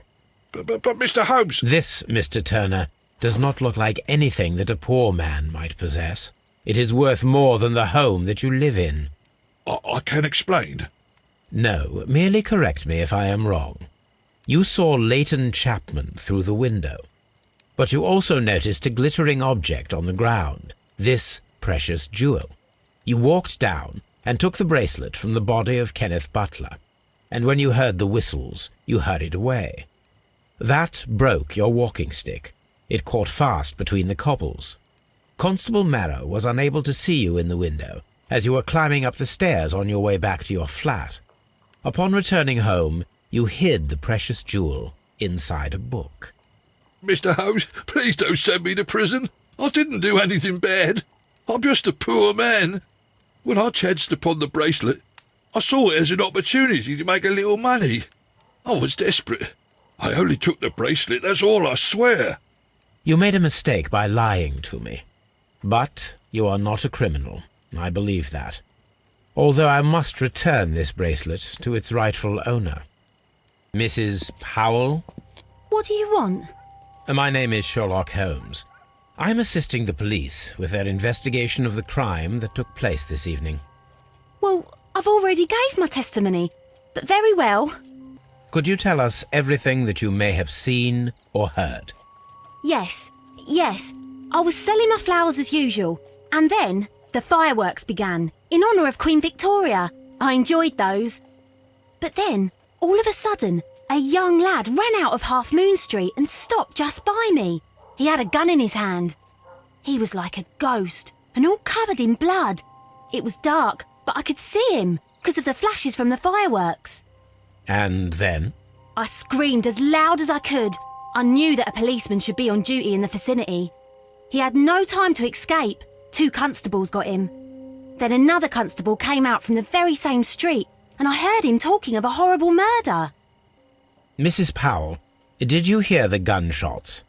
I'm not sure. You know, what with the fireworks? Did you see anyone else leaving Half Moon Street, prior to or at the time of the crime? No, sir, I did not. Even with all the fireworks, I was very attentive, as I'm always on the lookout for customers. One of the victims, Kenneth Butler, was involved in the story of the stolen Hellenistic treasures. A visit to his pawn shop should tell me more. Leighton, I confess I am puzzled. Why should a young lad like you take a gun from the hands of a dead man and set off in pursuit of a probable killer? I know. I keep wondering that, but at the time it was like a reflex. A criminal ought to be arrested, and he was armed. You were willing to risk your life. That was a little foolish, unless you wanted revenge. No, Mr. Holmes. I was just being brave and stupid. I'm sure that you were, but I believe that you may have recognized one of the victims, Brian Vercotti. You knew that gentleman well, did you not? However could you know that? You have a typical tattoo of the Westgate Brotherhood upon your hand. I observed exactly the same mark upon Mr. Vercotti. You came to know him from your sharing a past prison sentence. Am I correct, Mr. Chapman? Oh, God. You're right, Mr. Holmes. Would you tell me a little about Brian Vercotti? We were convicted for a robbery. Once in prison, both of us joined one of these fraternities. During that year, we tried to help each other out, you know? You were quite young then, I believe. Yes, Mr. Holmes, we were. We'd only stolen a pound of meat. After we were released, and when I saw what my little brother had become, I decided to work towards living an honest life. And Vercotti? He had a hard time. His sister had died in a Whitechapel dispensary while he was in prison. He had no family anymore. Our paths split. He fell back into crime. So you lost him? Yes. And for around 2 years, I heard no news of him at all. Mr. Butler's key matches the lock perfectly. The ram's heads. This necklace belongs to the 5 Rams of Mittelin collection. Interesting. That means that Kenneth Butler owned a part of this collection all this time, 10 years after the theft. It looks as though Mr. Butler kept a careful record of his operations. What's up with you, lad? What are you waiting for? I'm waiting for my brother to be released. Your brother? The one that you caught, beat up and imprisoned. Ah, the murderer. He ain't killed no one, copper. Watch your mouth, lad, else you'll be joining that worthless brother of yours. This is most definitely a bullet hole. The brick cracks are fresh. Watson, there was a third shot fired in this street. Constable Marrow, I would value your assistance in this investigation. It would be my pleasure, Mr. Holmes. I would like to make sure that there are no places in Half Moon Street where a man could hide while you were running through it with your lamp. All right, Mr. Holmes, what should I do? Take your lamp and start walking, just as you did before, and try to find me. Understood. I can see you very well, Mr. Holmes. All right, Constable. Let's try again. I'll find another place to hide.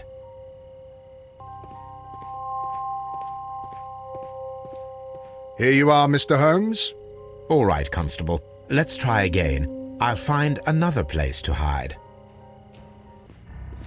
Mr. Holmes, it wasn't difficult to find you at all. It is obvious now. No one could escape Constable Marrow's lamp while hiding in the street. These tools are exactly what I need to climb the wall. This is exactly what we need in order to imitate the flash of the fireworks. Why are you looking at me all the time like that? I'm just watching you, lad. I never know what to expect from people like you. People like me? Yes, street beggars and thieves. I ain't a thief. Oh, no? Then where did you get whatever it is that you're gnawing on? I very much doubt that you bought it. What ain't seen can't hardly be stolen. Constable Marrow, Watson, I would like to perform another kind of reenactment with your help. I'm listening, Mr. Holmes. I want to check if Leighton's testimony can be trusted. If someone could vanish into thin air at a specific moment. But Holmes, I don't see how. I am going to be the mysterious gentleman whom Leighton followed. I will stand exactly where he saw him before he was blinded by the flash. Watson, you will be Leighton. When I fire the signal flare, you should start to chase me. I understand, Holmes. You, Constable Marrow, just play your part and do exactly as you did. Just, please, wait 5 seconds after the signal flare. I doubt that Polly Powell would have screamed any earlier. As you say, Mr. Holmes. Let us begin, then. Catch me if you can. This wall is cast in shadow. It would be difficult to see anyone scaling it.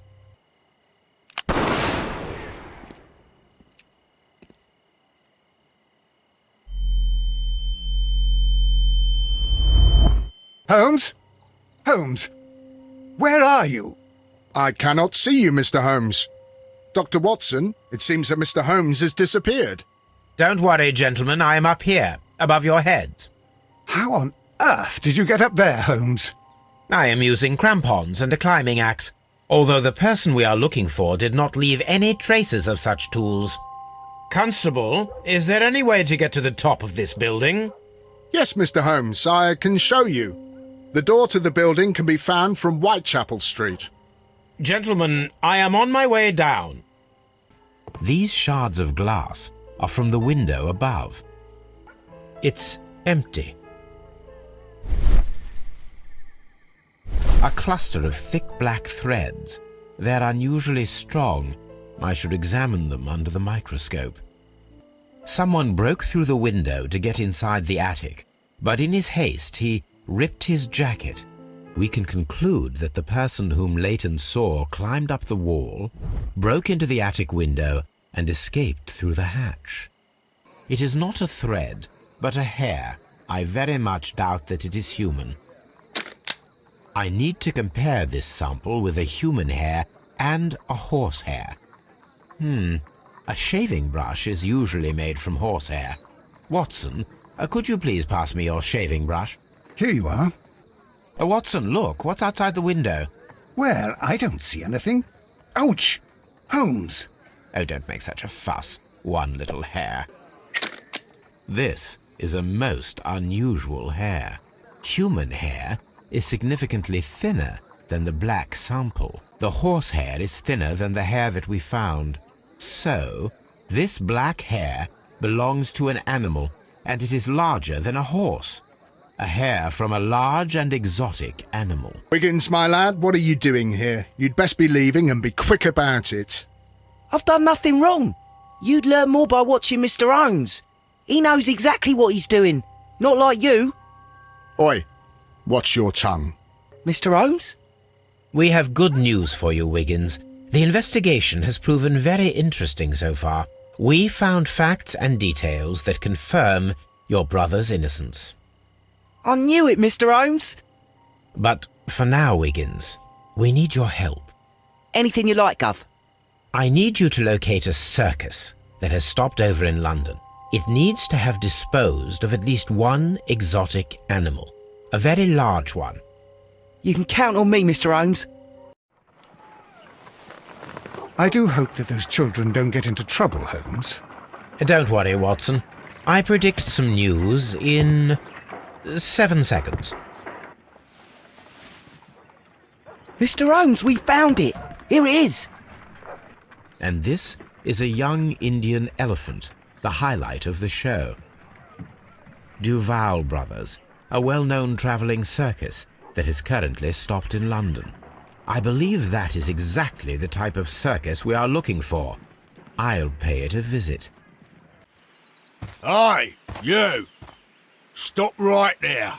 Good morning, sir. Pardon me, but why am I not allowed to walk around here? Because it's private. Well, I only wanted to meet the artistes. You're wanting to apply for... Nah. You don't look like the type of, artistic lockpicker that we're looking for. You might be surprised. What? Nah. I don't think so. Clear off. Stay where you are. What are you doing here, and where is Sherlock Holmes? Calm down, Watson. Take deep breaths now. It's me. Oh, thank God, Holmes. I can't get used to your disguises. Thank you, Watson. That means I am ready to go. Who are you? What's your name? My name is Nigel. I'm here to open the locks. Talented, eh? Let's see. Go inside the marquee and show yourself to Charles Foley. And I'd highly advise you not to trick him. Got that? I've got it. So, everything is here just as you asked. And what about the money? Some of the barrels are wet. Transportation issues, it couldn't be helped. Whatever. We'll be here after midnight to pick up the supplies. I want to be paid first. No. You'll be paid after we make the transfer, as I said. Right. I hope that no one saw you. The police are on the lookout. Of course not. I'm a professional. Glad to hear it. Be ready for tonight, then. This wooden barrel is damaged. It is difficult to say what is inside. There is a spot on this barrel that was intentionally painted out.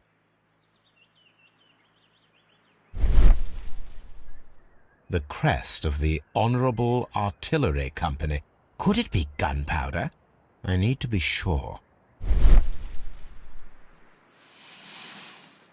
Judging by the fractions and the scent, I can confirm that it is, in fact, gunpowder. The barrels are roughly clustered. It seems as though they were brought here in a hurry. Powder kegs, a printing press, and a great many blank papers. All of this was stolen by the Merry Men quite recently. And these poster samples. I am quite sure it is not a coincidence. The Merry Men are planning some sort of sabotage. Stop right there. Who are you? Are you Charles Foley? Maybe.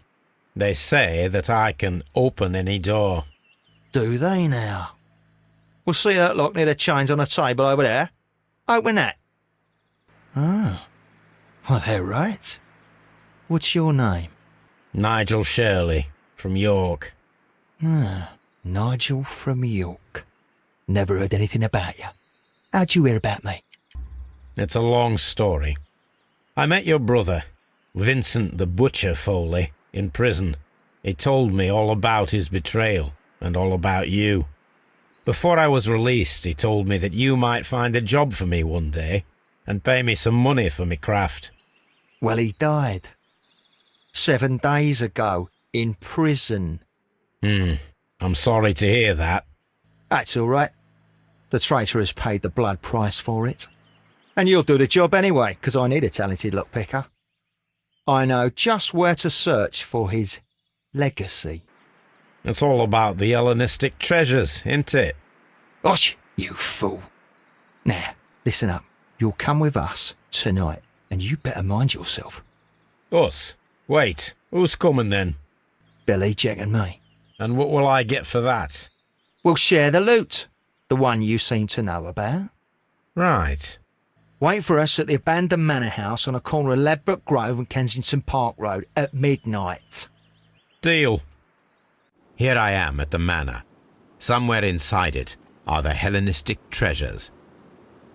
This cupboard is an absolute mess. Several books have fallen from the shelves. It seems as though this cupboard can be moved. I'll give it a try. So, that's the lock I must open tonight. Let me see. What a surprise! Another lock. And I won't be able to pick it. I recall that precious key around Foley's neck.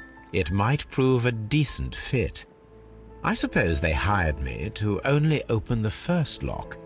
Let us wait for the thieves, trap them, and find out. Let us check the thieves' possible escape routes in the event that they are caught off guard by the police from the front door.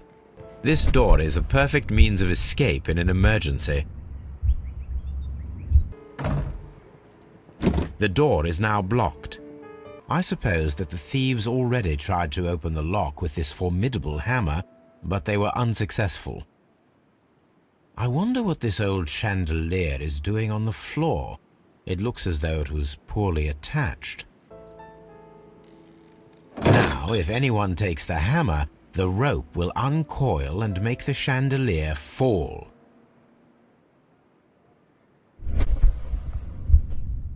If he runs through the dining room and takes a sledgehammer to force open the door, the chandelier will knock him down. The ground floor window is a perfect way to escape the police. This works very well. No one will escape through this window now. There is no ladder. If anyone falls here, he will need assistance to get out. Now, it's not an open hatch, just a nice carpet on the floor. I should walk carefully here, else my plan will be ruined. Now, if a thief runs through the kitchen, he'll pay a surprise visit to the cellar. Although this window is high above the ground, it would be possible for one of the thieves to attempt to use it for their escape. This should be useful. One step on these beads, and our thief will go flying. I should walk carefully here, else my plan will be ruined.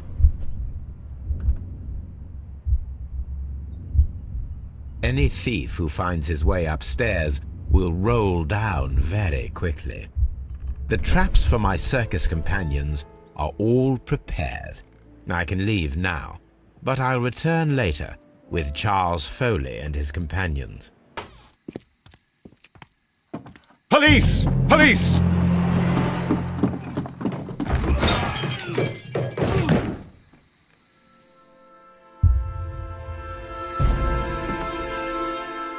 Stop where you are!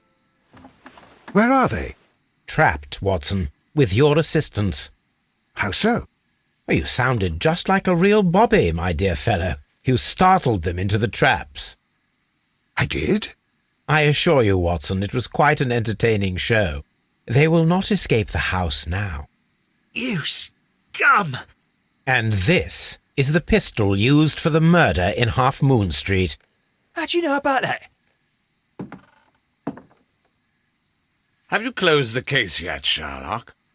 Mycroft, what are you doing here? Did you follow me?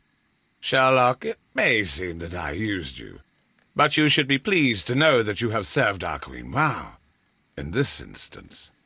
So now, let us catch the big fish. But this man is not one of the merry men? No. Then why exactly are we here, Sherlock? This gentleman, Charles Foley, has been involved in a double murder, and the hunter of a set of valuable antiques, the Hellenistic treasures, which disappeared in a theft many years ago. You're no better than the coppers!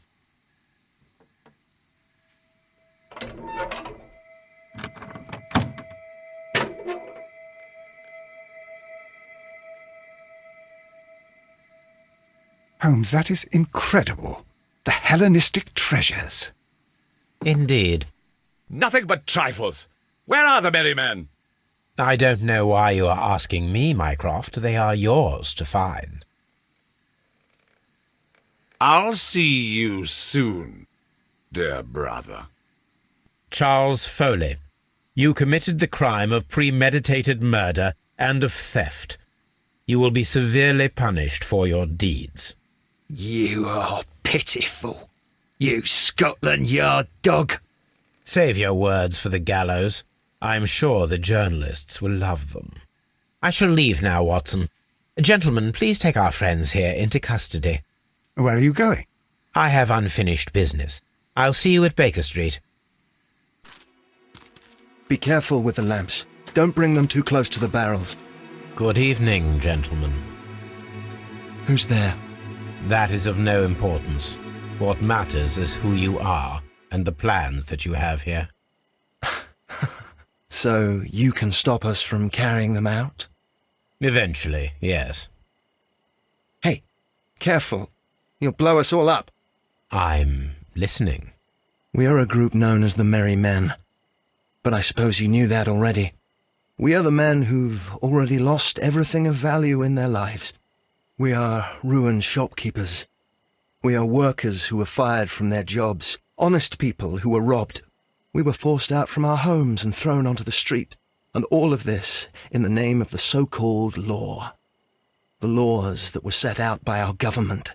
The laws that make the commoners only more vulnerable and the wealthy more protected. We are not only from the British Empire. Some of us are from the New Lands, America, Australia, and we are many. But men we are still, and we are merry for that we stopped being afraid. For those powers that be had done their best to plant the fear inside our souls, and we accepted it so easily. The fear advised us to keep our heads bowed. It prevented us from fighting. Bankers and politicians, they own our lives, our work, our bread, and they push us to compete between each other, just to see who may serve them better. But in the end, they are the few, so they are weak. They are nothing without their titles. We should not fear them. Our so-called masters should fear us instead. The time has come for our group to stand tall. Our great and many merry men. We are going to blow up the London Stock Exchange. No life shall be lost. But ownerships, debts, and property titles? They shall all be destroyed. They're only papers, after all. So many people will be freed over this night. That is a radical step to take. What result do you truly expect? Chaos. But soon people will understand that they are free, and that they don't belong to anyone. They will be able to work for themselves, together, without letting the rulers dictate what to do, and finally justice will arise. What you are intending to do is a crime. It is not justice. How do you see justice, then? Kids go to prison for a loaf of dry bread. And how many lords do you see punished for stealing from their people?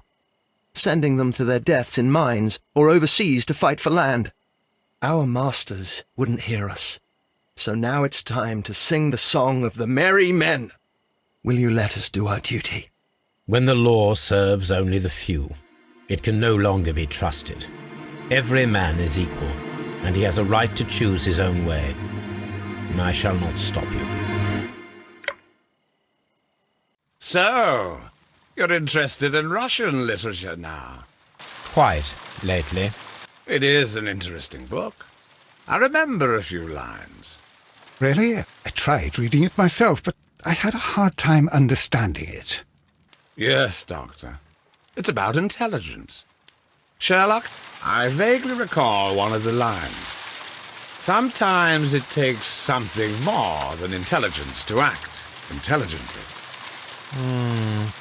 There were also a few words along the lines of pain and suffering are always inevitable for a large intelligence and a deep heart. Tell me, Doctor, does my brother show any signs of pain or suffering? Not that I know of. Because you see, Doctor, behind all of his masquerade, my brother does possess a deep heart. So deep that he does not recall where he places his love. Well, I'm sure that... His love and his duty that, in the first place, should be directed towards the Empire. For without it, we would be nothing. A country filled with uncivilized men. I should leave now. Sherlock, Dr. Watson. Holmes, what just happened? What was that? The start of a new world. Anything in the post, Watson? Any clients worthy of our attention? Only a second reminder from Mrs. Hudson about our new neighbour.